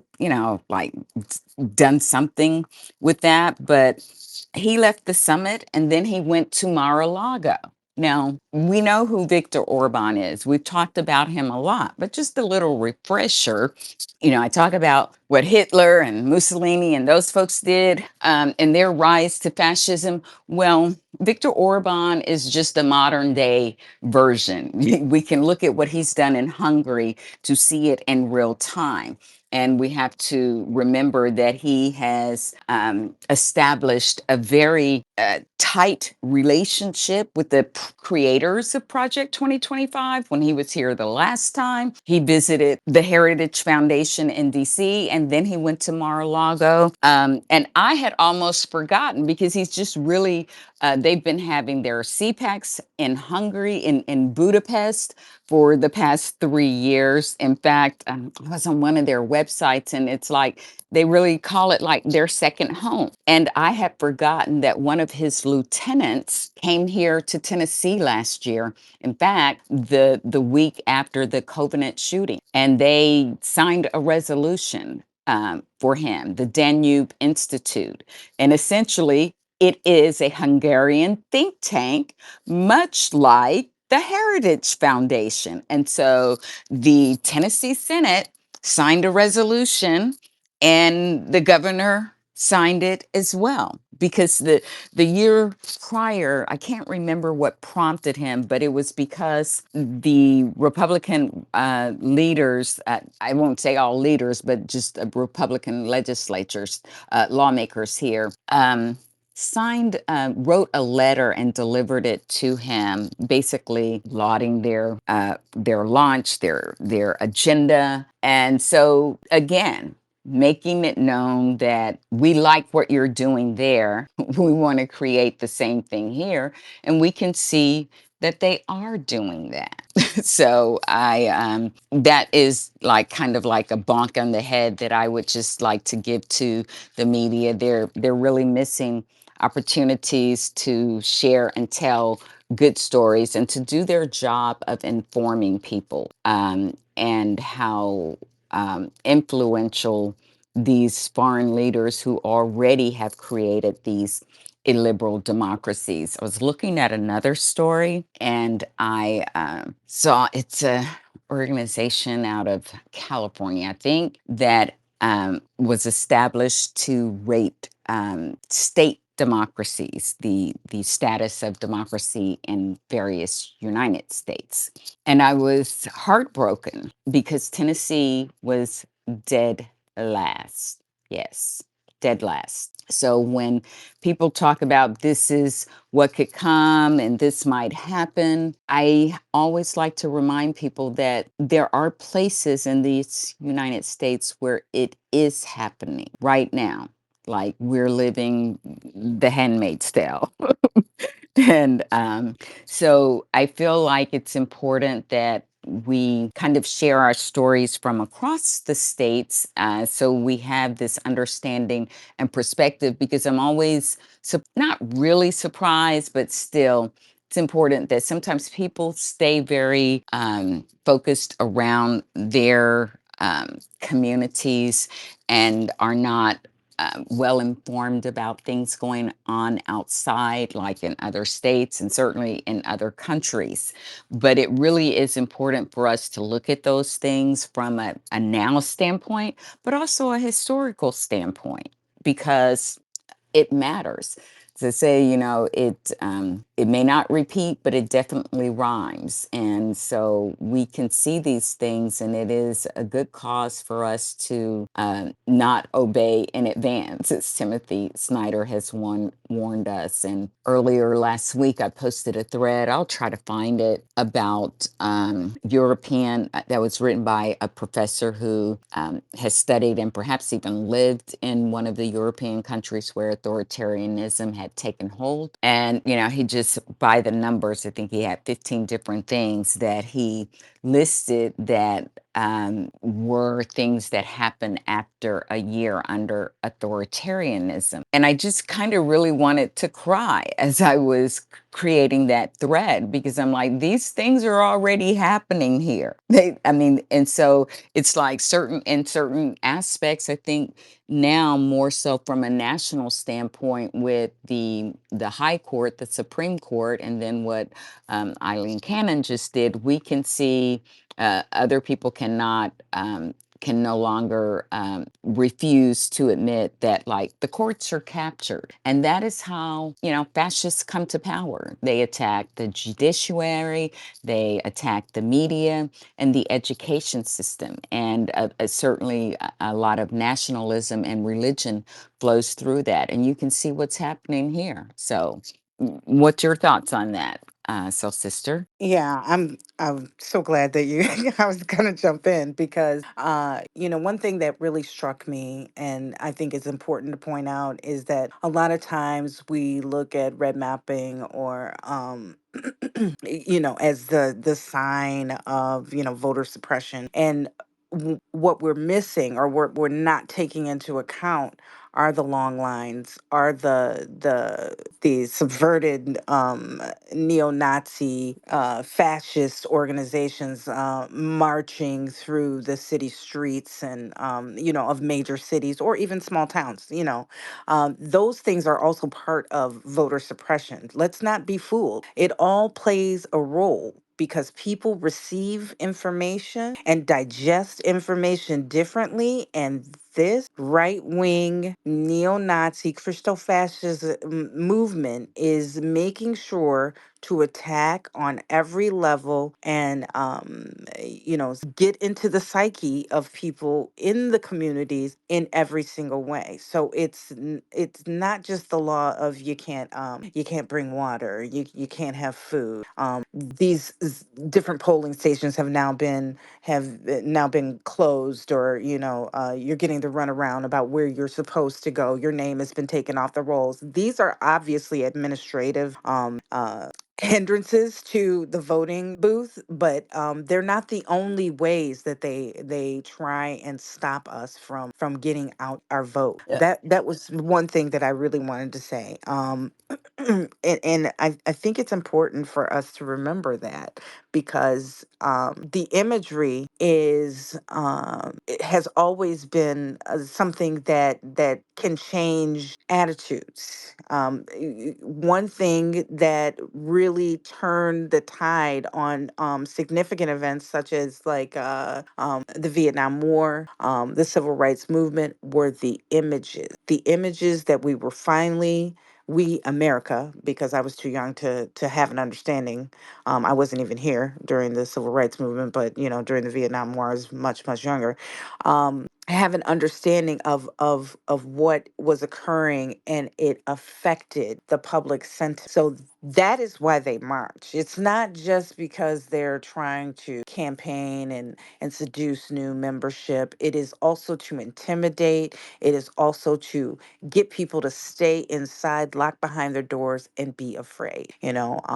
Democracy does take a bit of courage. It does take a bit of self-starting and getting yourself motivated to move and take action for what you believe in, and to actually say, I believe in this. This is why I'm voting this way. This is why people try, and most people try and educate themselves before they get to the voting booth, because they don't want to make a bad decision. But when they see things like this, it discourages them. It's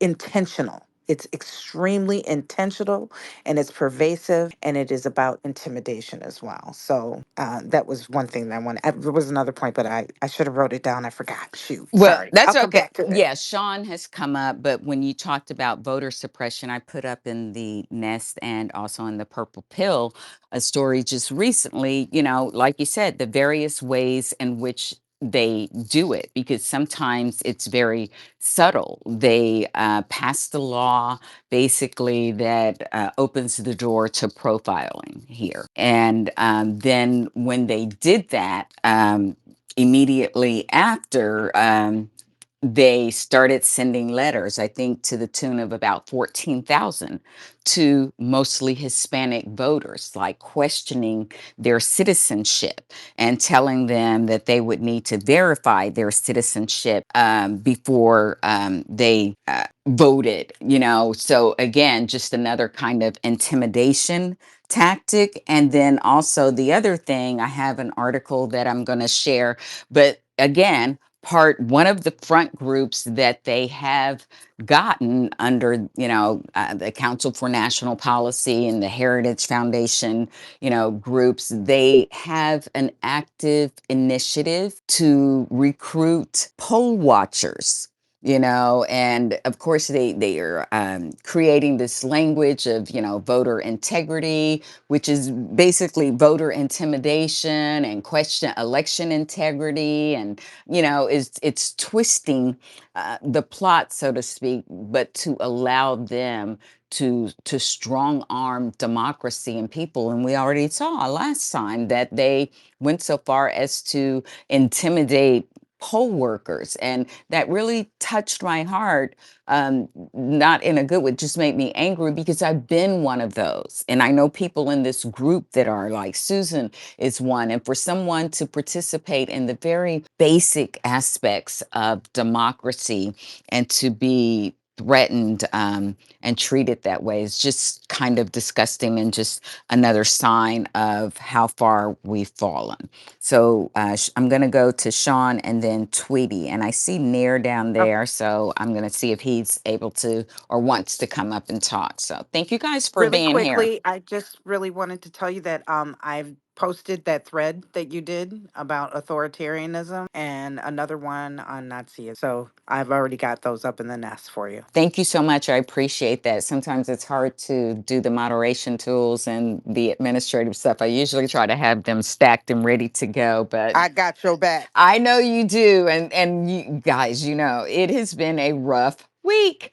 just the last few days. So anyway, thank you. I appreciate it. So Sean, my dear, how are you? Hi, good afternoon, Miss D and Soul Sister, and good afternoon, everybody. Sean. Yeah, it's been a lot of things happening. And the thing about Georgia is, we got all of these people registered to vote and turned Georgia blue, elected Senators Ossoff and Warnock and the Biden and Harris during the last presidential election. And people lost their minds. People are saying they want less government, small government.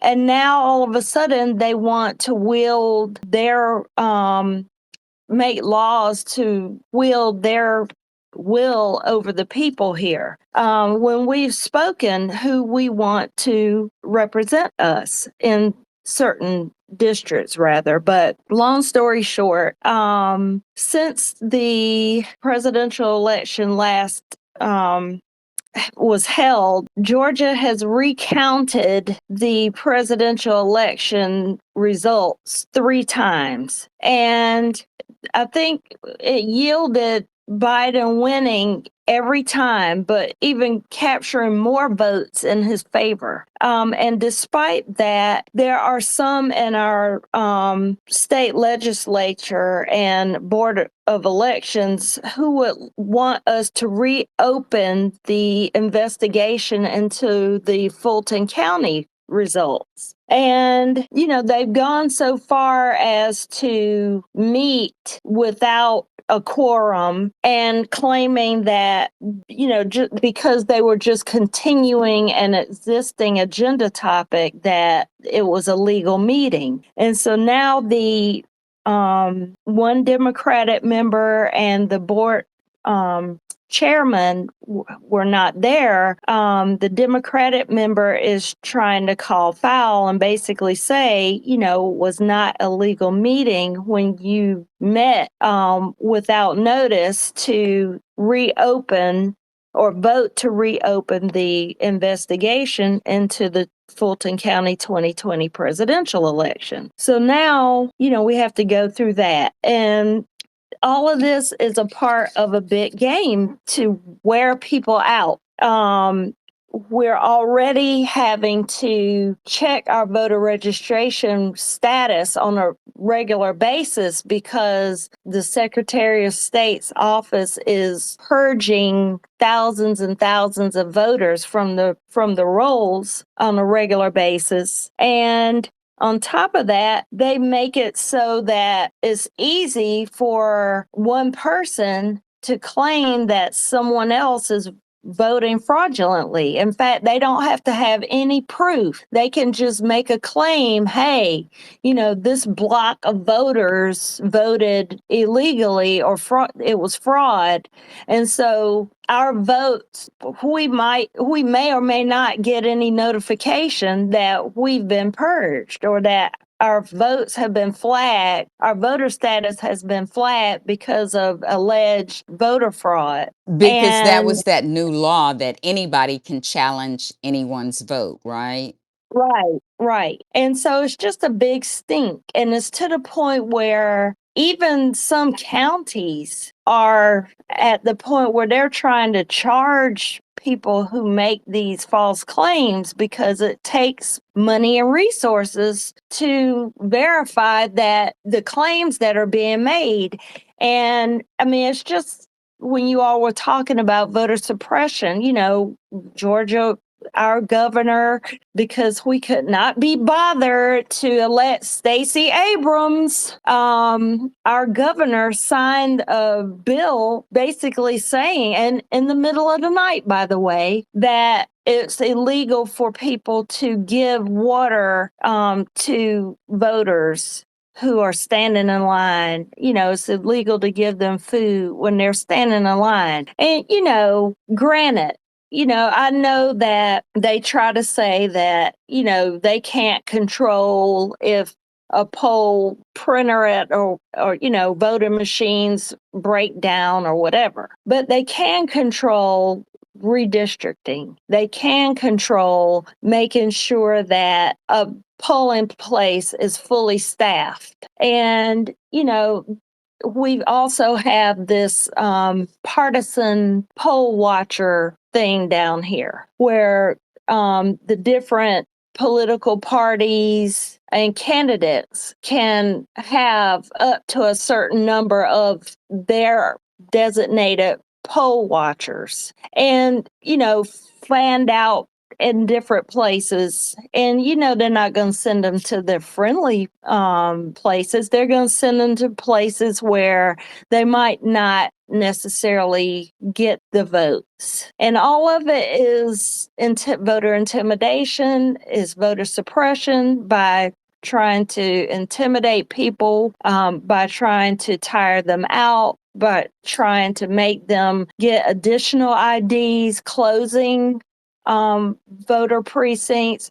I mean, I consider myself to be pretty informed, and I went and pulled my ballot. I usually try to pull my ballot so that I can research judges, if nothing else, because most of the time I'm aware of who I plan to vote for. Going back to what your first segment, where people run unopposed, we have a lot of judges who, in my county anyway, run unopposed. I don't know if people die and then the governor appoints them and then they just keep running unopposed, but we need more judges to run with a competitor in Georgia, at least in my county. But I say all that to say, I pulled my sample ballot so that I could start looking at the different judges and some of the positions that I hadn't really heard a lot of campaigning. I hadn't gotten the materials in the mail.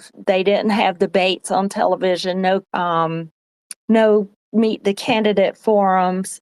And I was shocked to see that my United States representative I was no longer in his district. And, I was aware of the person who is my new representative, or who would be if she wins in November. But, had I gone to the voting booth thinking that, oh, I know these people, I would have been in for the shock of my life. But they can do that. And, our mail, which is another issue, is so slow down here that if the Secretary of State or Board of Elections did send out information to let me know that my district had been rewritten or whatever, I didn't even get the information in the mail. And that goes back to the other thing. If you're kicked off, if you're considered a fraudulent voter,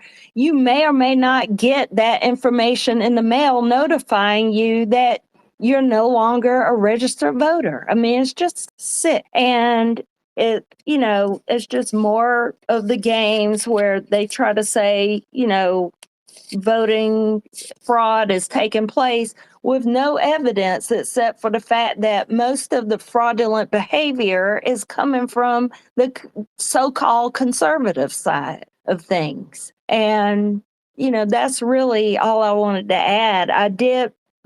They have the Atlanta Journal-Constitution has articles, but I tried to find reporting that didn't have a firewall that you had to pay to see it.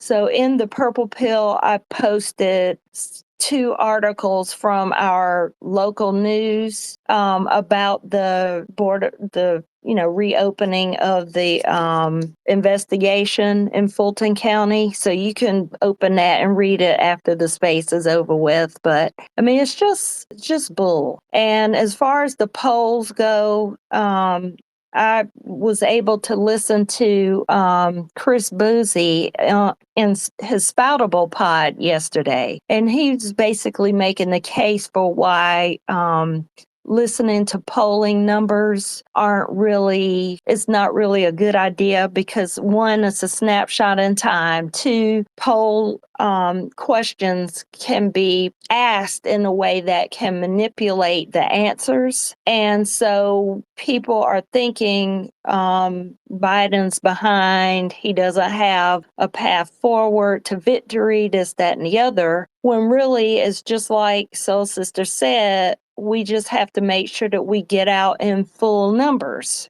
It doesn't matter what the polls look like. And of course, the media is going to try to make it look like we're losing so that they can come out and push that voter fraud narrative. But anyway, I just want to thank you all again for allowing me to speak and for your information I go out and share with the people that I talk to, and it's very helpful. So thanks again. Well, thank you for adding to the treasure chest, Sean. We appreciate you, and keep fighting the good fight, getting in good trouble, because I know that you are, and I'm sorry for what is going on down there. But we know, we're aware, and we will not be deterred. We're just going to have to come out in numbers too big to ignore, because this is it. This is our last chance. Okay, so. The other thing I wanted to add, I know that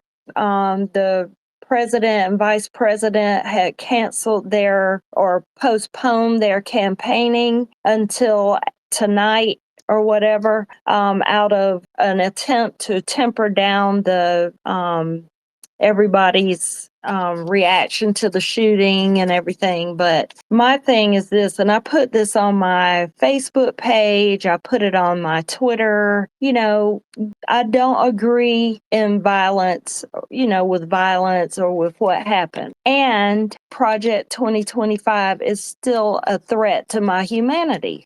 So while I don't agree that people should be shooting each other, I will not stop sharing the threat, what I see to be a threat if this person gets reelected, and I'm not going to stop sharing their Speak plans on it, for me. sister. So if people get feel some kind of a way like, oh, she's stoking violence or whatever, that's not true. But we can't not talk about the fact that this guy is trying to send us back to a time where, before I was born. And I'm thankful for the civil rights leaders and, the people who marched and fought, because I am a beneficiary of the civil rights movement. And the first person in my family, as far as, my mom and dad, they were, had to drink from the colored fountain. They lived, in the black part of town. They didn't have the benefits that I was a beneficiary, I'll say that. And one of the first generations to benefit from their struggle. And, I don't want to go back to a time that I didn't have rights. I mean, thankfully, I'm of a certain age, so I don't have to worry about certain things regarding childbearing, which is sad for the people, my goddaughters, my friends who are needing to be able to make decisions about their reproductive health care, and unfortunately won't have that right that I had. But there's so many different things that we still have to highlight, regardless of the fact that straight white male who was registered a Republican shot at a guy who's been against everything that America stands for. So I'm not going to stop sharing that. And, I just hope that people will continue to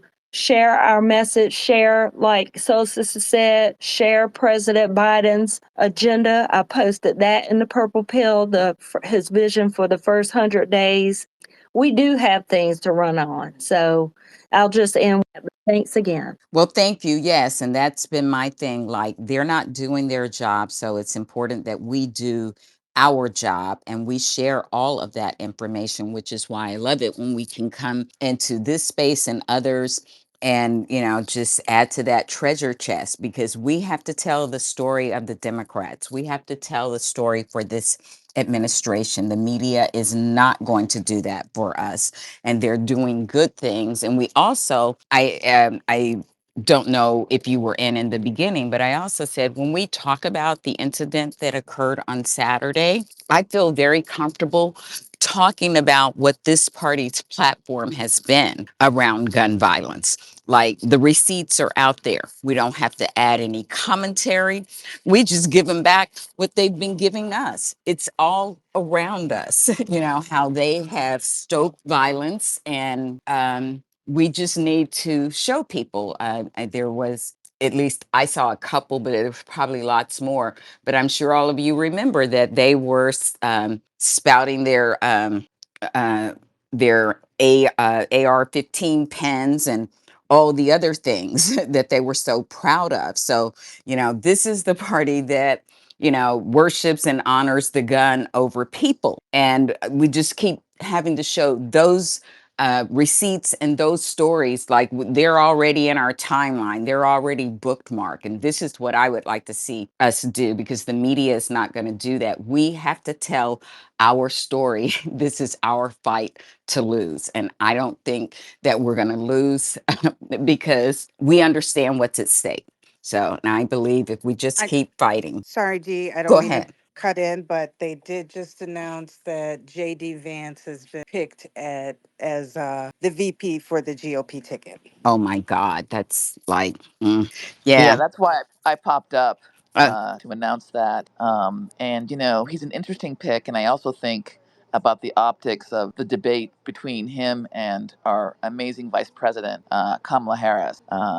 okay. Both turn. Is that Marcus? Who's that talking? If you would just kind Oh, of give it a moment, because I've got some hand orders and I want to get with them. But thank you so much for that. Because That was Karen that was just speaking. oh, it was So it Karen? That's who. Because I was on. yes. Okay, yes. Go ahead, Karen. I couldn't. I didn't even recognize your voice. Go ahead. Continue. Because I. no, no, no, no, that's okay. No, I'll wait. I'll wait. Okay, Tweety, and then Karen. Like I said, I am. Yeah, I feel so many things about that, and I can't wait for Karen's sake. Hey, Dee, and hey, panel. Thank you all for having me on here. I'm not surprised about the JD Vance pick. I figured that they would pick him. However, there are going to be a lot of receipts that are going to be pulled out about the things that he said about Trump. That's going to be interesting when he debates Kamala Harris. That's really going to be interesting because I think that she is in her way going to leash hell on him. He is basically he's a MAGA guy, and he's one of these people that is rich, white, straight, privileged male that's going to promote all of that Heritage Foundation, Project 2025 bullshit. She's going to get in his tail, and it's going to be an interesting debate. I think we're going to see a lot of women, a lot of independent voters, a lot of minority voters that's going to be watching that debate. I think she's going to do great. I don't put nothing past him, but I think that she's going to hold her own, and she's really going to break down how crucial this election is going to be and how bad him and Trump are going to be for America. Also, I want to say this argument about Biden stepping down, that argument is now dead in the water. This incident that happened on Saturday and Biden showing his leadership, showing his calm, his resolve, his leadership, and demonstrating how presidential he really is and how he can handle situations such as this. I think it actually quieted down the noise. So we're not going to hear any more about this, him stepping down. That's dead in the water now. This is now all hands on deck. This is time for us to fight. This Abs- incident that, I'm sorry, go ahead. no, finish. You paused, and I thought you were finished. Go ahead. Okay, this incident on Saturday, I think we all can agree there's no place for violence in this country, especially political violence. What we also have to understand is the person that shot at him, didn't shoot him, shot at him, was a conservative MAGA Republican who is a gun enthusiast, who is a Second Amendment guy, and he was a staunch conservative. So this was someone from his own party. The Democrats, the left, we got nothing to do with this. So the fact that somebody his own party did this, the Republicans actually got some issues. And the media is not amplifying that. They're too busy kissing Trump's behind. And they would, since their shareholders and CEOs and owners are all Trump donors. So they accusing Biden for this is that's not going to help. Yeah. And number two, the Dobbs decision is still going to be a problem for Republicans. That's not going away. Project 2025 is still the number one topic in this country and still the number one searched topic on all the search engines, especially Google. They're still talking about it. I heard people talking about it yesterday in the restaurants, people talking about it at my job. People are frightened of this. And my last point is Biden has a lot more support than the media is leading people to believe.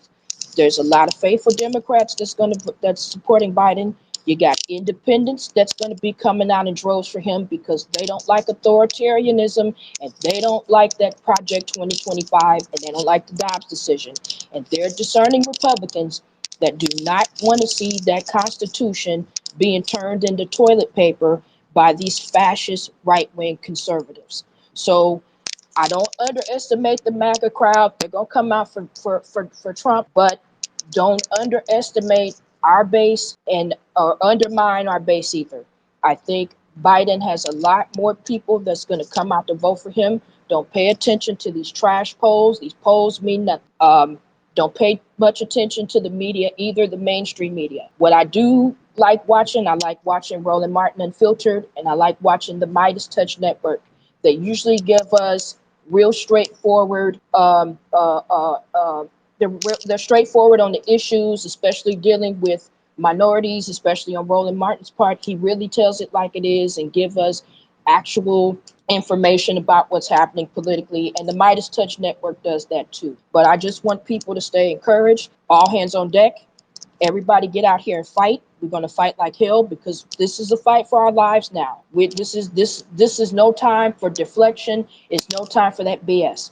I think that our convention is really going to amplify our accomplishments. It's going to talk about all of the major issues, and I think guns are now going to be the topic of discussion too. These with these AR-15s or something like that. You know, this young kid getting a hold of his father's gun, and this was the guns that Biden had banned, and then the Trump Republicans, they lifted the ban on that, Right. and look what happened. So I that's my 2 cents. Thank you so much. I appreciate it. And thank you for all who have come in to join in the conversation. And I think Karen is up next. And I'm sorry, I was away from my phone and I just really didn't recognize the voice, but I was really trying to respect you because I know you don't come up that often to make sure that Oh, you got an opportunity. So the floor is yours, my dear. Thank you for coming up. Thank you for the space. And, and I'm so grateful to have my teammates here. And, this is a day, well, I mean, these are weeks that we will remember forever. And I think that it's really important for us to not give up hope. And that's why we are in this room. I do think it's an important pick for several reasons. And I'm referring to the pick of JD Vance, and also contrast with our vice president, who I believe in. I think, first of all, I want to say that I think the news of this weekend kind of stalls the replace Biden talk. I think that the clock is running out, just sort of as a technical matter. I do know that the delegates are doing a roll call vote, I believe, later this week. And I don't see how that gets derailed, lacking a specific plan. I think that's one thing that I have not seen. I've seen, like, replace Biden, but with this blitz primary, but with no sort of concrete detail. So I think that, I think Biden may be safe, but again, nobody knows anything. I think that I was waiting to hear this VP pick to see what impact that might have on the Biden Harris, is Biden in talk? And it's a really sharp contrast. I think if you listen to what the campaign's been saying and in briefings, the three issues are fascism, the economy, and choice. And Kamala Harris has been the point person on what a lot of people believe is the defining issue of this election. And he is a no exceptions person. And I think that is going to be a very, very sharp contrast. I'm kind of surprised and kind of, like, want to give points to Trump. I can't believe that came out of my mouth, because JD Vance has also been very, very, very critical of Trump. So he has written the attack ads for the left. Will that have an impact? I think some of that stuff is already baked in. I think the other issue that has been one that's been surprising as a Democrat looking at the Republicans is Ukraine. And JD Vance, has been very anti-Ukraine. And so I think that will be a very interesting thing. I think, as a fundraiser for Biden, I had really struggled before the State of the Union. That helped. But then another big day was D-Day. And I think that, and I think actually NATO would have been a big day, but for the debate. Yes, Um, me and the media poo-pooing on it. yeah. But I do think that, sort of the we won the war. Let's be pro NATO. Don't, let's not be puppets. Is still a strong and credible argument. But finally, I've been thinking a lot about my wonderful dad. And my favorite quote of him lately is, the game's on the schedule. We might as well win. And we are going to win this, and it's going to be hard and it's going to be ugly. And I think especially for the women of color, it's going to be really hard for me to watch Kamala, our wonderful Vice President Kamala Harris, get dragged. But we are in it to win it. And I'll land my plane here. And I was actually talking to Lawrence about this the other day. I'm like, the institutions are not going to save us. It is us. It is voting. And it really is this sort of like hand to hand combat. I am like the obnoxious person. Like in lockdown, I didn't go anywhere for 3 years, not on a plane. And now I was like, because of the Celtics, I've been on planes and I I see am you out here living your best life. no, I mean, I literally did not go on a plane for 3 years. I did like 14,000 miles last year from Boston to where I live and to the debate. I'm like registering people on planes. I registered the wheelchair guy at the airport. So you don't want to sit next to me on an airplane. But it literally is like one to one. And, it really comes down to what is your sphere of influence. And the only way that I will be able to sleep at night on November 5th is knowing that, like that I did everything within my personal power, right? So that's coming to these rooms. It might be rage tweeting, but it really is, annoying people on planes by registering them. But we need to make sure that, I called my favorite Trump hater today, and she's like, you know what? I'll vote Karen, but that's it. I'm out. I'm like, you know what? Okay, I get it. I'm gonna check in with you in a week, and I still want some money from you for Biden Harris, but like, don't give up. So thank you again for the space. I'm very excited about our future here. We are going to have an impact, and we just have to keep our head down and take care of ourselves and laugh. But we are going to win. And don't forget that. Thank you. Absolutely. Thank you, because I agree with that. And I love your analogies and your funny stories. And really, ultimately, that is the attitude that we all have to have. Like, we need to be in go mode everywhere we go, all the time now, because we're in the heat of battle. And it is important, like, we are all soldiers, we are the cavalry. It is important that we take the message to inform people, to hopefully get them, as a call to action to, at the very least, vote. But if we can manage to get them to contribute to campaigns, that would be lovely as well. But everything is on the line here, and our freedom, Yeah, ultimately. we are the people we've been waiting for. And then also, like, like nobody knows anything.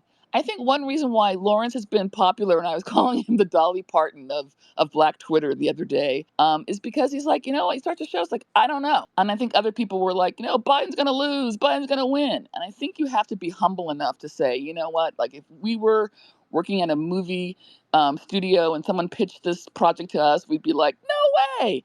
But we really are literally an unprecedented, an era. I want some precedented time, but nobody knows anything. And so the only thing we can do is continue work. So yes, we are the people we've been waiting for. And, that old school Obama, yes, we can again. And it is. And of course, I love this about this place. Good trouble. That's what we need. Thank you. Absolutely. And we love all that you're doing. And we know that you got trained well by the great Bill Russell, and carry his spirit of doing the work. And I love that. And I love that you honor him in the way that you do. So keep making noise, getting into good trouble, anyhow you can. And you serve as an inspiration to us. And I hope that others of us, the work that we're doing, we all are, I think, inspiring one another. We're all contributing to the treasure chest. We're all like, we're on deck. And now it is time for us to pull some other people up on deck, who may be sleeping, not aware. And that's what we come here to do, is just to stir the motivating juices, to add additional information for you to go out there and do what you do, as Karen said, in your circles of influence. And that's where the ripple effect and the power really comes in, because we're all on the same page here. We all need to just go out and take the message and things that we need to those who may not even know that the song is being sung. Like, this is the last song. This could be the last dance. And we need to be talking to people like that, to our friends, and just get everybody um, on the same page of understanding truly what's at stake. And that is what the fourth estate, the media, should be serving. That should be what they're doing, but they're not. And some people don't really understand that. So all they get is what they are served. And we have to make sure that everybody in America knows what Project 2025 is by the time this election comes around, and how it can affect their life, because it touches everyone.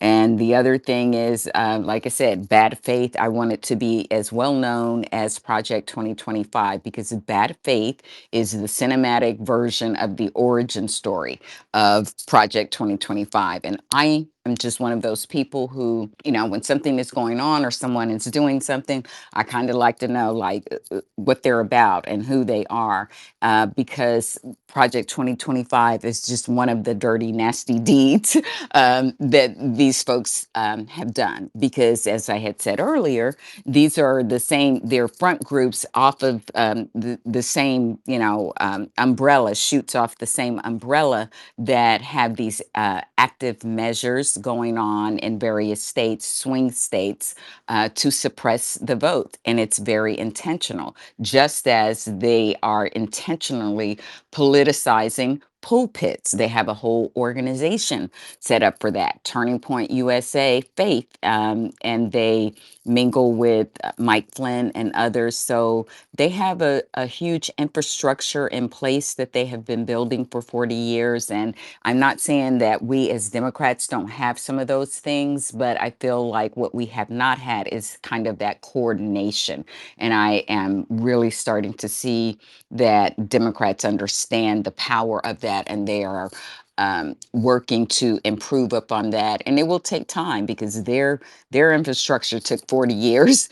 I am hoping that ours won't, but getting started is important. And the Democratic task force for Project 2025 is very, very important. So I make sure that I kind of keep up with what they're doing. So with that being said, we're going to go next to, let me get to my list. Davina, because I know she lost connection and came back up. Then Marcos, Sky, Near, and Khalil. And thank you guys again for joining us. If you would like, please share and retweet the space. The first hour, we had a very wonderful guest who really, I feel like, gave us some understanding of the importance of fighting everywhere. So if you missed that part, go back and listen.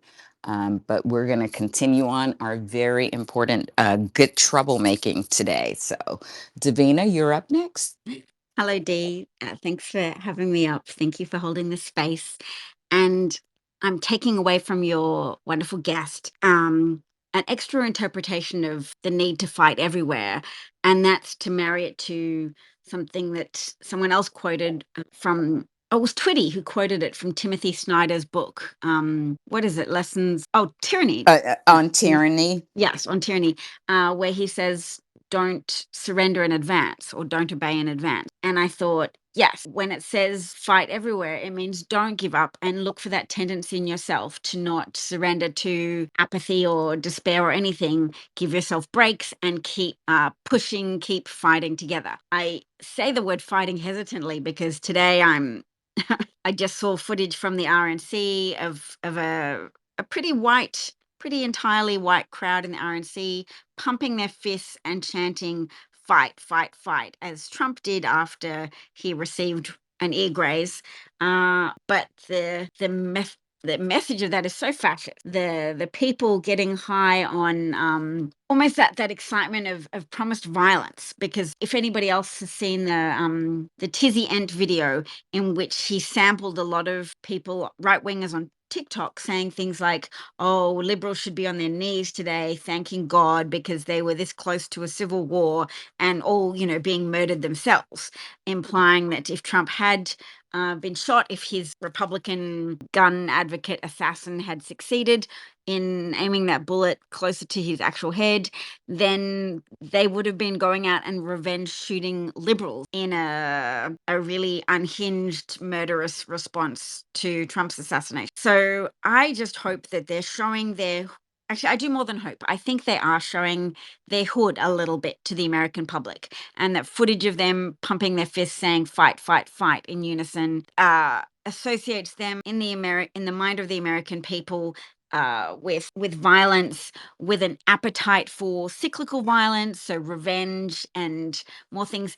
And I just remember being anxious in 2020 and going, well, at that point in time, Trump was president. So I was more afraid of them trying to do steps to pervert the administration of the election, even though I know elections are administered at a state by state on a state-by-state basis. I still had more fear of Trump exerting influence over Republican governors, et cetera. And that those concerns are still there. And I know Republicans still have a determination to interfere. I know that the Heritage Foundation is readying itself, doing the prep work for legal challenges if there were to be any challenges to the ballot. So what I'm taking heart from today is the people in Detroit who chanted, don't you quit, don't you quit. I'm taking heart from the reactions of people I follow on Twitter that say, yep, whatever, I'll spare a millisecond of sympathy for Trump and a minute of sympathy for the man who was killed at the rally and tried to protect his own family, according to rally goers.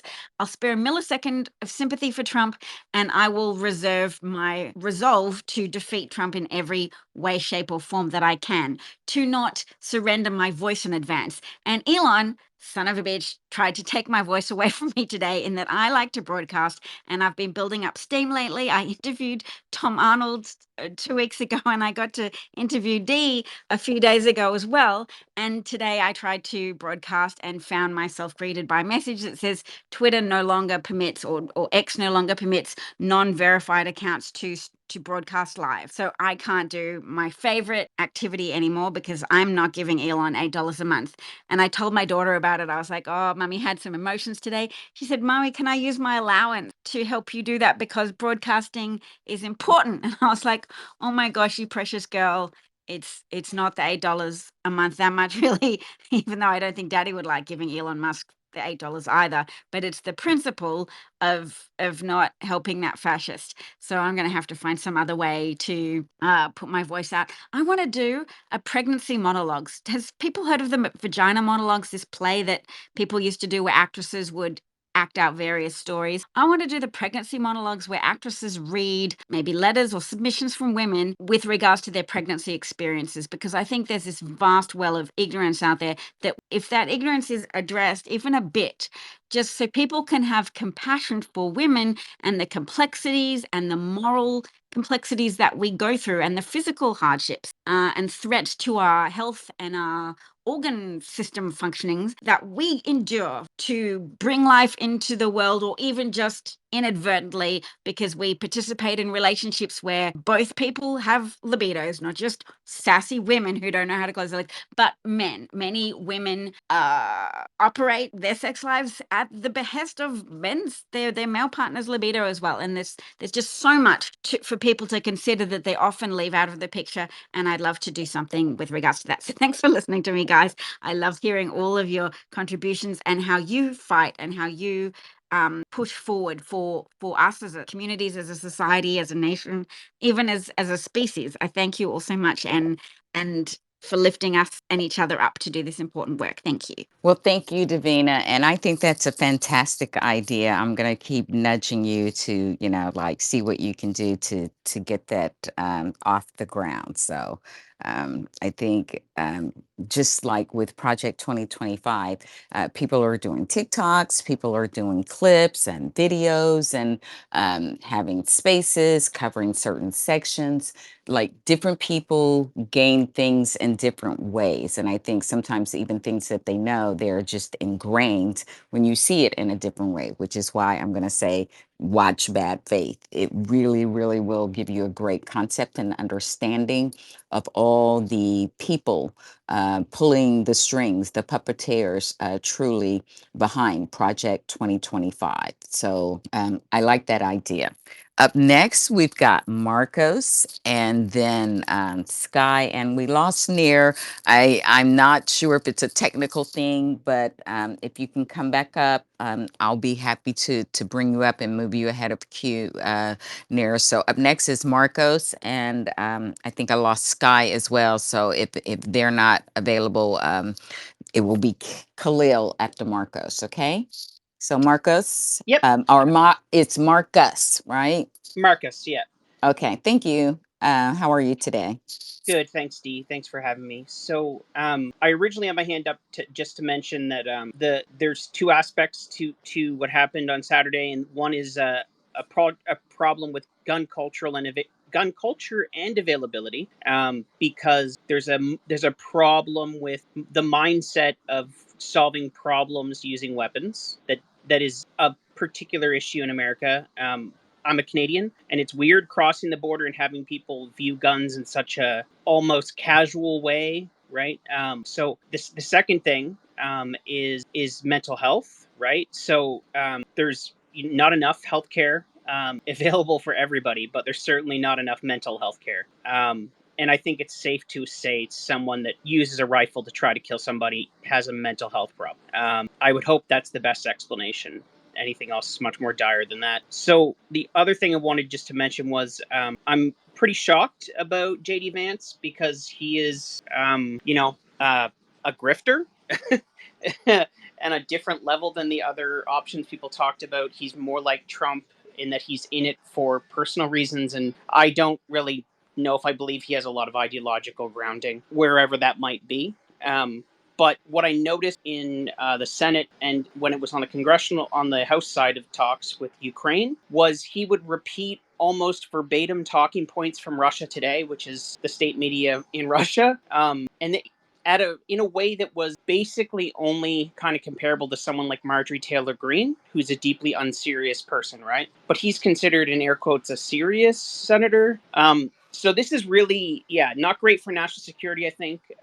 I think it's even problematic, regardless of whether he ends up being vice president, have him being read in on national security issues. I know he's a senator, so he gets to anyways, but that's how problematic it seems. Because again, very weird to have a senator using Russia Today talking points when he gets briefings from U.S. intelligence, right? He knows the truth. So Exactly. I think he's a deeply problematic candidate for vice president. So I guess perfect for Trump, right? Yeah, a perfect pairing. Yeah, I don't see, like any of them would have fit or not for various different reasons. So we shall see how things pan out. Plenty of us things there for us to grab hold of. He has a history now. So up next is Khalil and then Geechee. And I think we're going to close out. And I want to wrap up, of course, with my fabulous co host. Oh, I forgot Khalil, then Snowden and Geechee. Khalil, are you available? He may have Hey, come. can you hear me, Okay. D?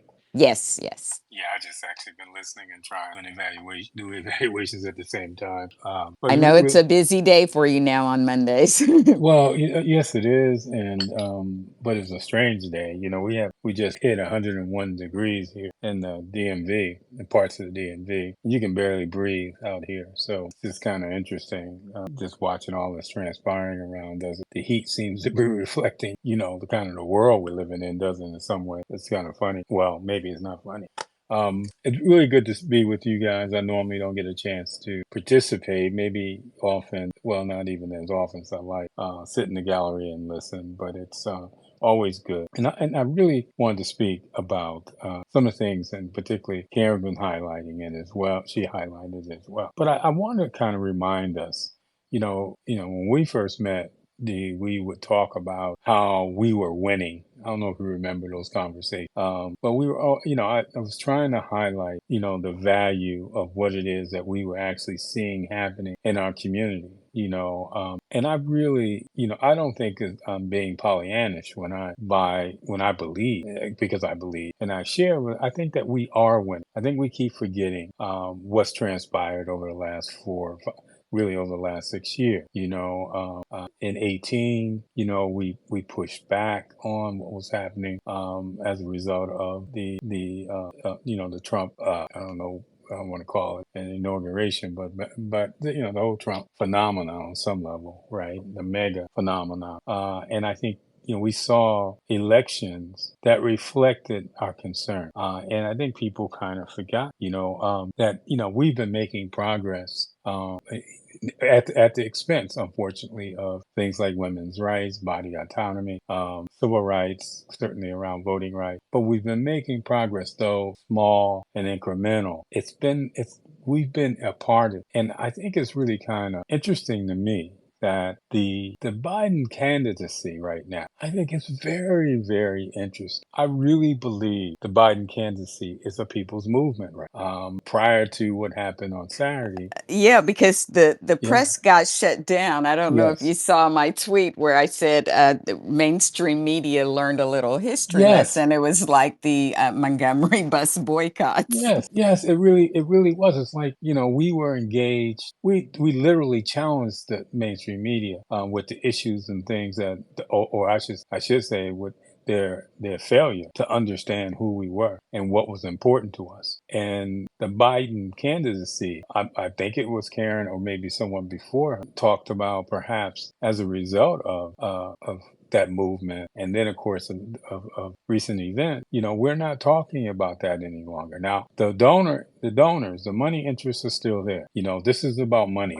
The donor interests are who they are. And they're trying to wield the power as they always have, even in this party. But one of the things I've been really positive about is the fact that we really have made a difference. And again, we've talked about this often, about looking at the party itself. It's the makeup of the party, the largest female women representation in history, the largest black representation in history. We're talking about one of the two major parties has a black leadership, black man is at the helm. The head of the Democratic caucus is a black man.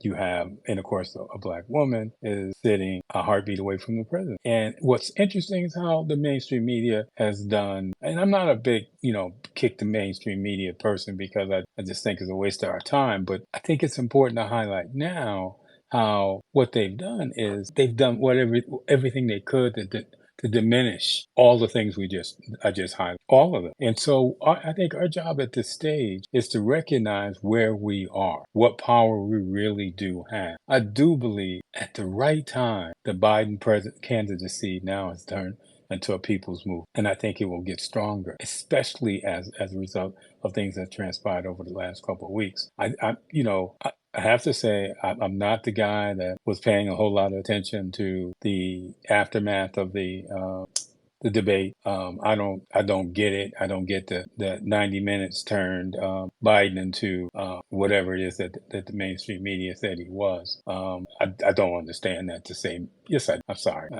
Yes, what I am saying is we've been working our way to this moment. We've talked about this so much, Dee and Soul Sister, about how we need to be a participatory society. We have to be engaged in the things that are going on around us. We've talked about that endlessly over the last 2.5 years. And what we see now is a response. I mean, even those things that we haven't been all that happy to see, like some of the college protests around some of the Middle East issues, or some of the things that we've been struggling with and trying to understand.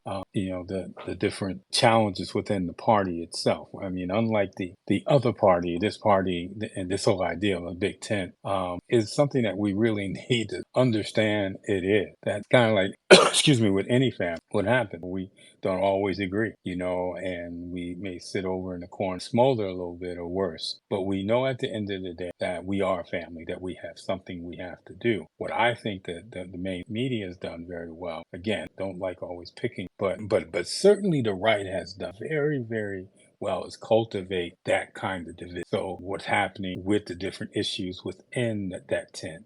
Well, that's We what Project 2025 is all about, and their Yes, initiatives were all yes, about culture wars. We're driving, the wedges in different places coming from different yes, angles, but it was all, and it is all based on culture wars. And for them, it is. I mean, and I can't remember who was talking about them. Davina mentioned them standing there and saying, fight, fight, fight. I mean, this hmm is not new language for them because they're saying these things in the pulpit. If you watch Bad Faith, they talk about it hmm being a kingdom war, a hmm battle against good and evil. And hmm certainly they paint themselves as the good. So they're, already making us out to be demons and, stirring their yes. people up to fight in the name of God, you know. Yes, yes. I mean, imagine, just understand that power, right?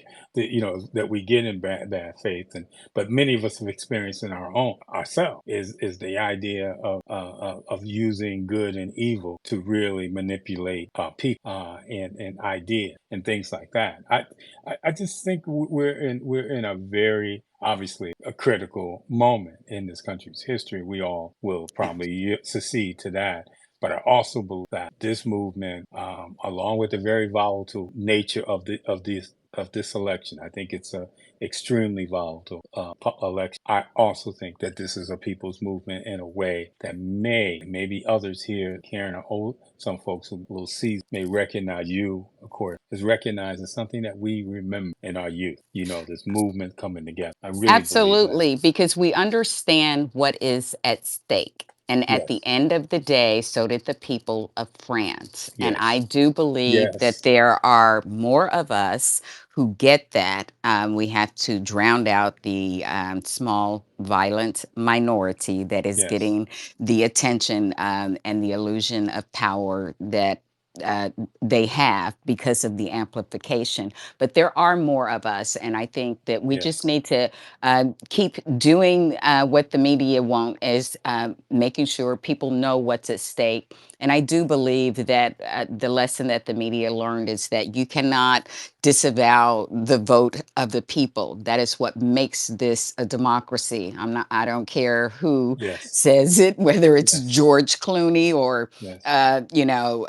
lawmakers, which was most disgusting to me because, as you said, it is a family thing, but there are certain things that I think should be kept like in the house, as we used to Yes. say. You Oh, don't go exactly. outside saying those Exactly. things because you just Exactly. made our jobs so much harder, those of us who Hmm. are out here actively working. But we do have some hands, so Yes, ma'am. I'm going to Yes, give ma'am. you a few moments to kind of wrap up. Glad you could join us today. Yes. And I'm going Just to continue. really quick. JD Van. We know him from Hillbilly Elegy. His book about it. He's grew up in, I believe, West Virginia. He tells a story. I mean, he identified himself as a redneck. This is the story that you're going to be hearing. As others pointed out, the first, the Lady Vice President is going to be barraged with all kinds of negative stuff. But that's not new to her. It's not even new to us. But I believe that she will manage this in a way that will impress everybody. I really, really do. And I think that he, this being the empty suit that he is, will be exposed for who he is. And so I'm looking forward, not so much to, the negative play or the big media play as much as I am the substance of her approach versus his. And I can't wait for it. So thank you, Dee. Thank you, Soul Sister. Always a pleasure. Always. Likewise, Khalil, yes, and I can't wait to see that either because she will run circles around him. So, no doubt about that. So up next, we have Snowden, who has joined us today. Thank you for coming in, my dear. And then Grant, who I've not seen here in the space before, but glad to have you here. I've been following you for some time. And Geechee will close us out. And glad you got up from your nap today, sir. So you knew you were needed, did you not? All right.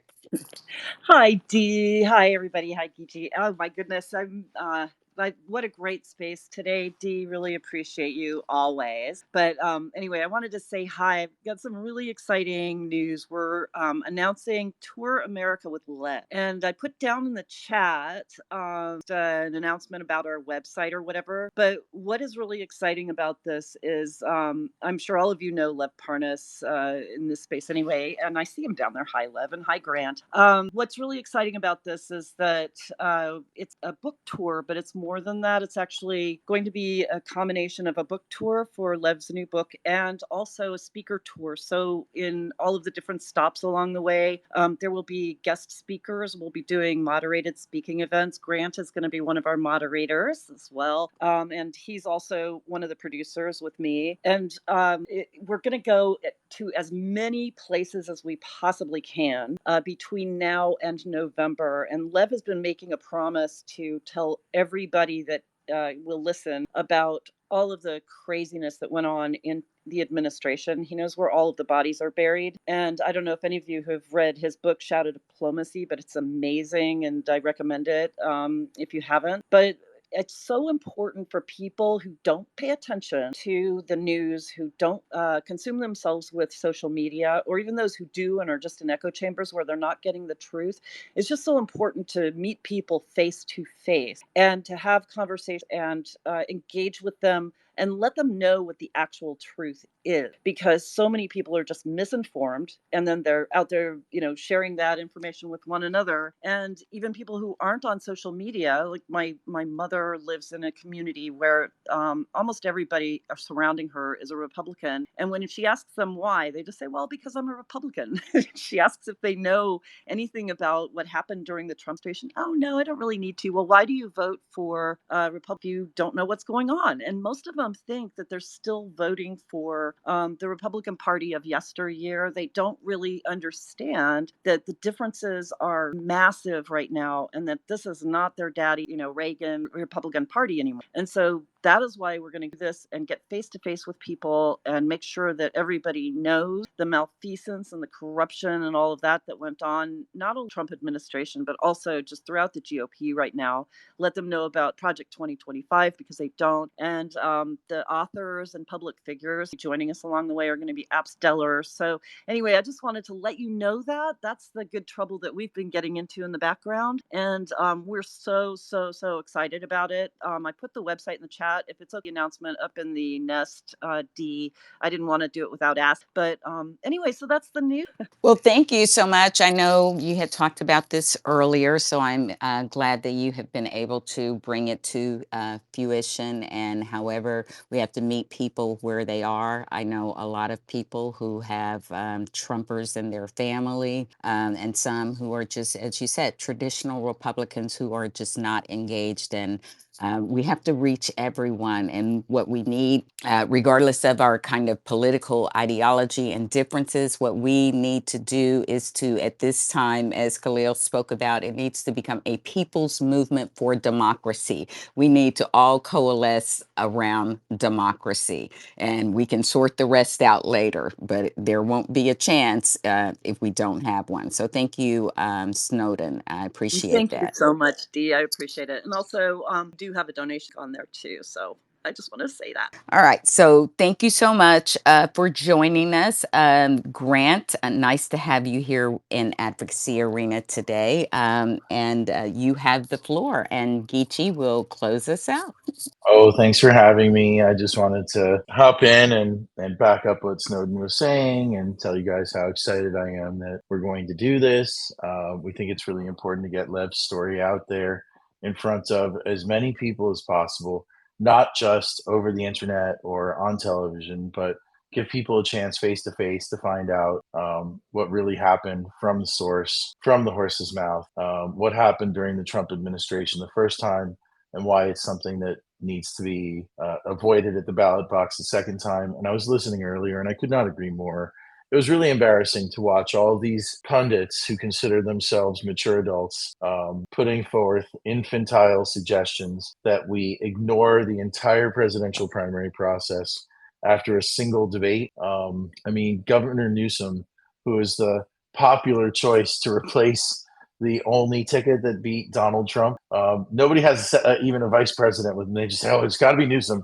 And he said, what kind of political party would we be if we ditch somebody overboard after a single bad debate? And apparently, not a single pundit in all of America noticed that and took notice that people really do like Joe Biden and Kamala Harris, and that people are really happy with the administration. It's just, polling is polling. Polling is not perfect. If polling was real, we would be talking about the Mondale administration and the Hillary Clinton administration and the Al Gore administration. So, I'm I just with you want to on thank. the Al Gore one because, yeah, I tell people I was in the ballroom in tears that night. I just knew we had it in the bag. Yeah, I mean, I was at the rally that they feature at the beginning of the movie Fahrenheit 9/11, the midnight rally on South Beach, and I got to tell you, none of that was in any way how I expected it or wanted it. But regardless, we're at this inflection point. This has been obviously two of the craziest weeks in American political history in our lifetimes for sure. We're at a big inflection point, and where we go from here is that the Republicans have gutted their turnout machine. They're pretty much they think that they're going to win this thing. They're going to believe these pundits. Now that we've seen this heinous political violence, they think that they're pretty much in the driver's seat and they're going to win. I disagree. I think that there's an enormous, enormous, enormous grassroots vote for Democrats that canceled the fake red wave media narrative back in 2022, which was a polling driven narrative. And I think that we're going to see that same coalition get even bigger for general election when people see what's at stake. And Donald Trump is only 3 years younger than Joe Biden. And the person he chose to be his backup has nothing more than 2 years of Senate experience, right? Kamala Harris ran the California Department of Justice for half a dozen years, right? Like she's got executive experience. She's been the vice president for 4 years. She was senator for 4 years. She was a district attorney for many years before she became the district attorney. She's someone who has worked for a living and gotten things done. And so you couldn't have a better contrast because JD Vance is vehemently anti abortion. And Donald Trump is basically saying, I'm one heartbeat away, and you all know it. And I'm going to put the most anti-abortion person as humanly possible, makes Mike Pence look like kind of like a pro-choicer into the position where if you elect him, he's going to be one heartbeat away. I think that's going to scare women off in droves. I think any sane man who understands the implications of this should be driven away as well. And I want to thank everybody for taking a few minutes to listen to me. And please, follow up with Snowden if you want to get more involved in this tour. I can't wait. What we're going to do with Lev in the next, 3-4 months is very, very important for people to know what really happens behind closed doors. Thanks, and have a great afternoon, everybody. Well, I'm all for you guys sharing their dirty laundry. So, yeah, bring it out there, shake it out, you know? So, I think the more folks know and remember, so nothing like coming from an insider. So, good luck. Wishing you a great tour. And I'm glad that Lev has seen the light. So, thank you for shining a light because sometimes it takes the folks that have been on the inside to be able to shine some truth. And with that, we have our last speaker today. It has been a wonderful space, and I want to thank all of you for joining us, even the folks of you who are down in the gallery. I see you. I appreciate you. I always appreciate your support. And just know, of course, it's always recorded. If you missed any part, please go back and listen, share it, and it will be available on my other platforms too. I encourage you to go there, subscribe to the Spotify, the YouTube, and the Substack Advocacy Arena channels. I try to carry the information across all the platforms. They're probably not as up to date on the live weekly space that we do. There's some other treats and goodies there too for you. So again, I just want to thank you all for being here and give the floor to my friend Geechee for some last words for us today. Hola, hola, hola, hola. Hola. So much to say. I'm gonna try to like talk on these bullet points and then just like bounce out of here. First, this is the least qualified and least experienced ticket in the least the last 200 years of elections in this country. JD Vance has a total of 2 years of elected experience, and Donald Trump has a total of 4 years of elective experience. The GOP ticket has both donated to then DA of Alameda County, California, Kamala Harris. They both had contributed to then Attorney General of California, Kamala Harris, and they both and one of them also donated, which is Vance, to Senator Kamala Harris. JD Vance has spent more time in San Francisco in the last 10 years than Kamala Harris has. So it's good that we have a San Francisco elite that's running on the GOP side this time. JD Vance underperformed his state in the last election. Ohio's about a GOP +8 to 9 state, and he only won the state, I believe, by 6.5 points. So he underperformed the state the last time. JD Vance is horrible in debate, so I absolutely look forward to Vice President Kamala Harris wiping the floor with him in debate. His wife is the first on the GOP side, the first non-Christian that would be elevated to that position.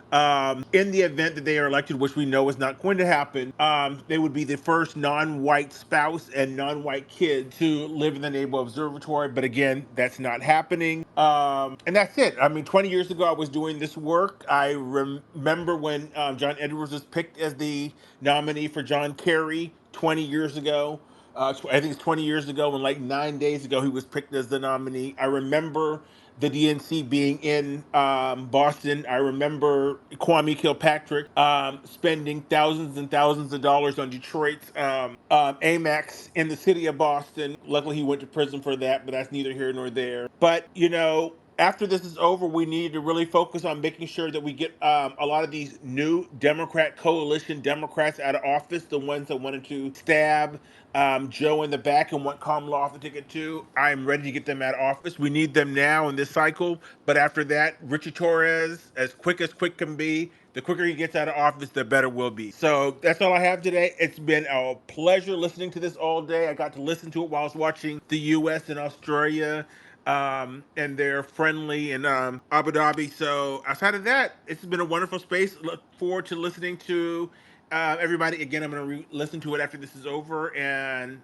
I thank you again for doing the space. Oh, thank you, Geechee. I appreciate it. I know that you can always share important stats with us. You just have that brain. I don't, not for that kind of stuff, but I so appreciate you. And I'm so glad you made it in today.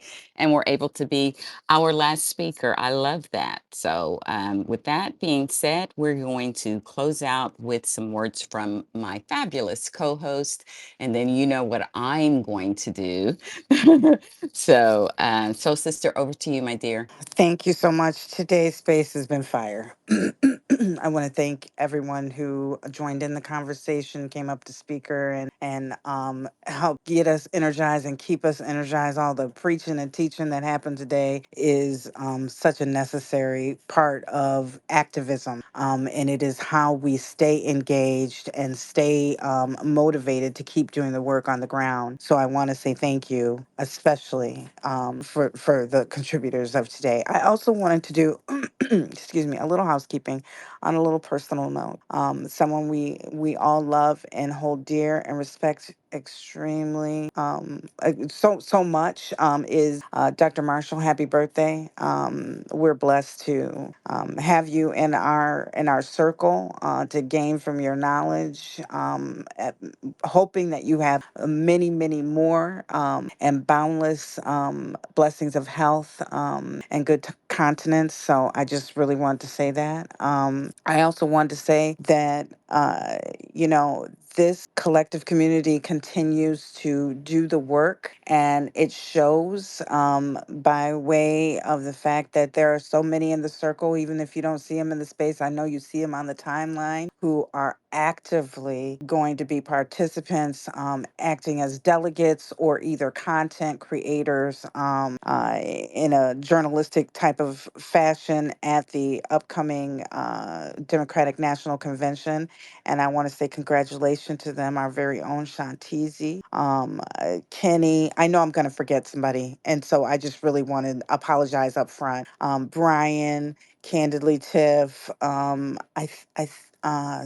I just had the name and I should have wrote it down and I can't remember. That's why I said I'm apologizing up front. I know I'm going to forget someone, but I do think Care Bear, I believe, is going to be one. There are many people in this community that put in the effort and do the work and bring the knowledge. I don't care if Geechee don't ever be at no convention or if he's never a content creator. I appreciate the fact that he comes in here every single opportunity he gets to flourish us with knowledge, and we are always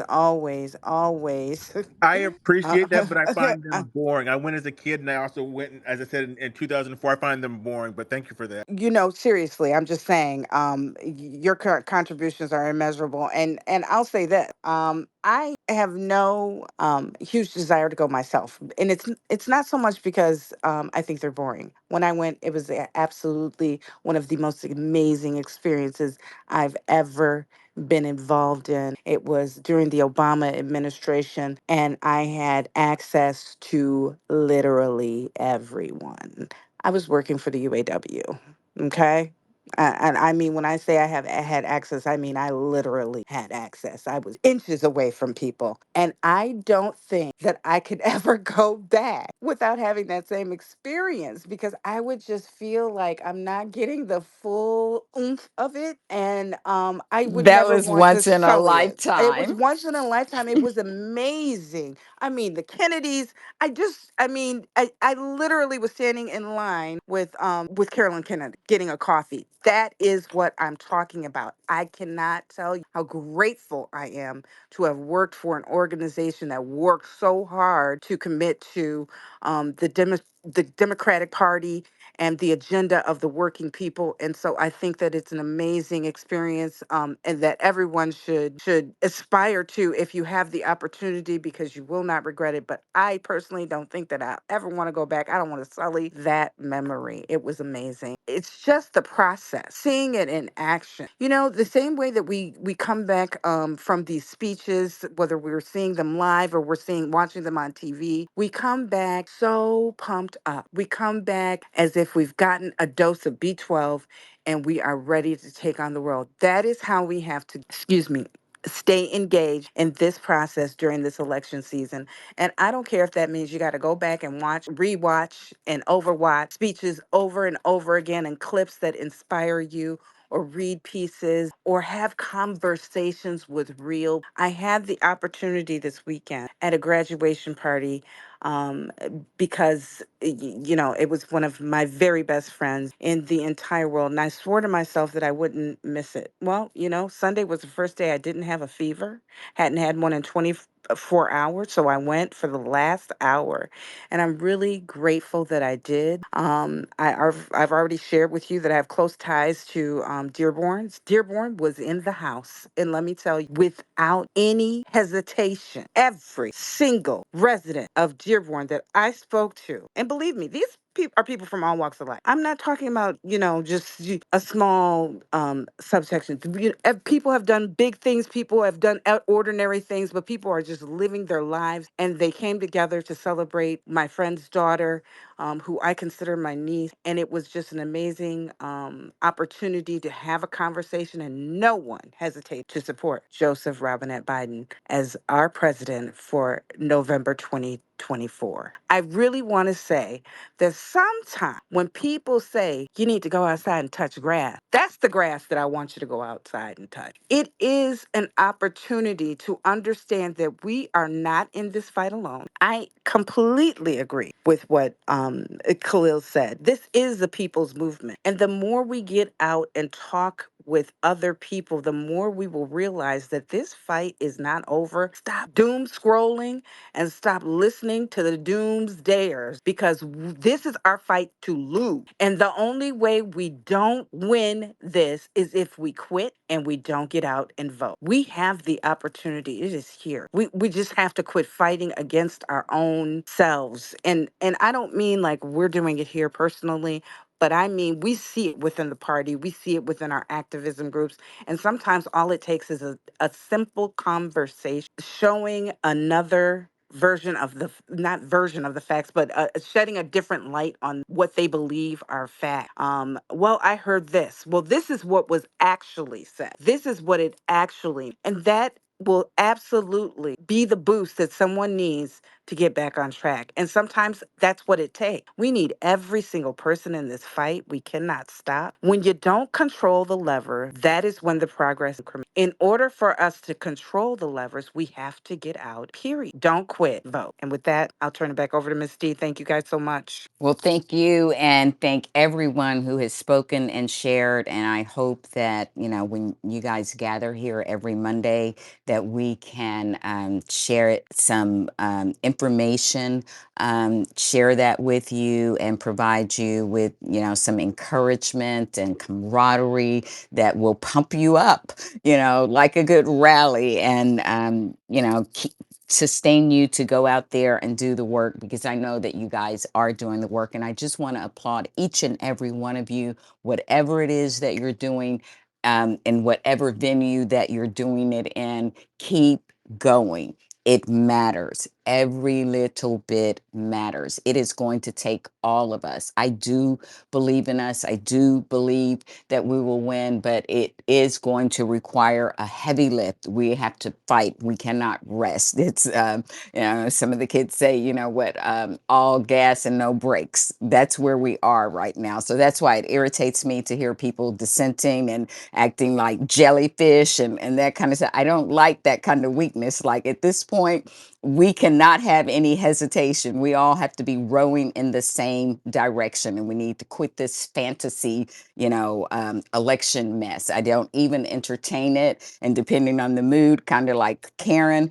they may get some snark about it. But, people talking about we need to have a conversation. And my answer is we had the conversation and the people have spoken. It's over, period. Biden and Harris is our ticket. And we need to, and we will give them another 4 years, because remember, our president was very clear about his goals for the first 100 days back in office. And it's really just a continuation of the many things that he has already done. But the overarching thing that he left us with, that he shows us, that he leads with each and every day, is that he stands for families, for freedom, and for democracy. Okay. And that is what we all need to come together around. Okay. And just to keep you further pumped up, because it keeps me pumped up, I'm going to leave you with the words of the late, great Representative John Lewis, because he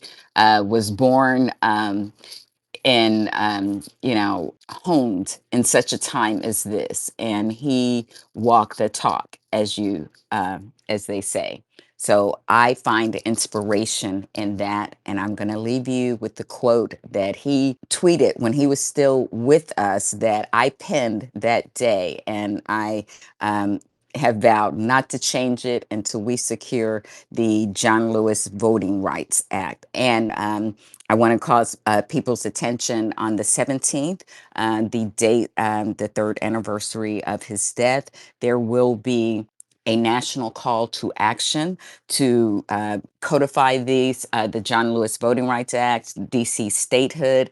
There's one other that escapes me, but it is around strengthening voting rights for, I think, the indigenous people. But there will be all manner of vigils that occur on that day. They're asking people to contact their state legislatures, and I will try to put this on my timeline later, but it's being organized on mobile. I wanted to actually host one myself, but like Soul Sister, things happen, health situations arise, and I was like, okay, you can't do that. So I like to be realistic and pragmatic in what I can do, and to do it wholeheartedly and consistently. But it is out there. I think they have a virtual event as well. And I feel like we can all uplift that and amplify that message. And we know that with the Biden Harris administration and a Democratic trifecta, we can do this. So that should be more inspiration for us getting out there and voting. So, with that, I will leave you with the words of Representative John Lewis, because it has been just the world on fire, really crazy. And when I find myself in that kind of mood, I read this tweet. Do not get lost in a sea of despair. Be hopeful, be optimistic. Our struggle is not the struggle of a day, a week, a month, or a year. It is the struggle of a lifetime. So never ever be afraid to make some noise and get in good trouble, necessary trouble. So I thank all of you for coming and joining us in conversation on our weekly Monday chats, making noise and get trouble, because I know it doesn't stop here. And I just want to leave you all with a wonderful wishes for a wonderful rest of the day, a great, productive, good troublemaking week ahead, and invite you back to join us and give us some reports on that good trouble next Monday, same time here in Advocacy Arena. So with that, I leave you all with peace and blessings.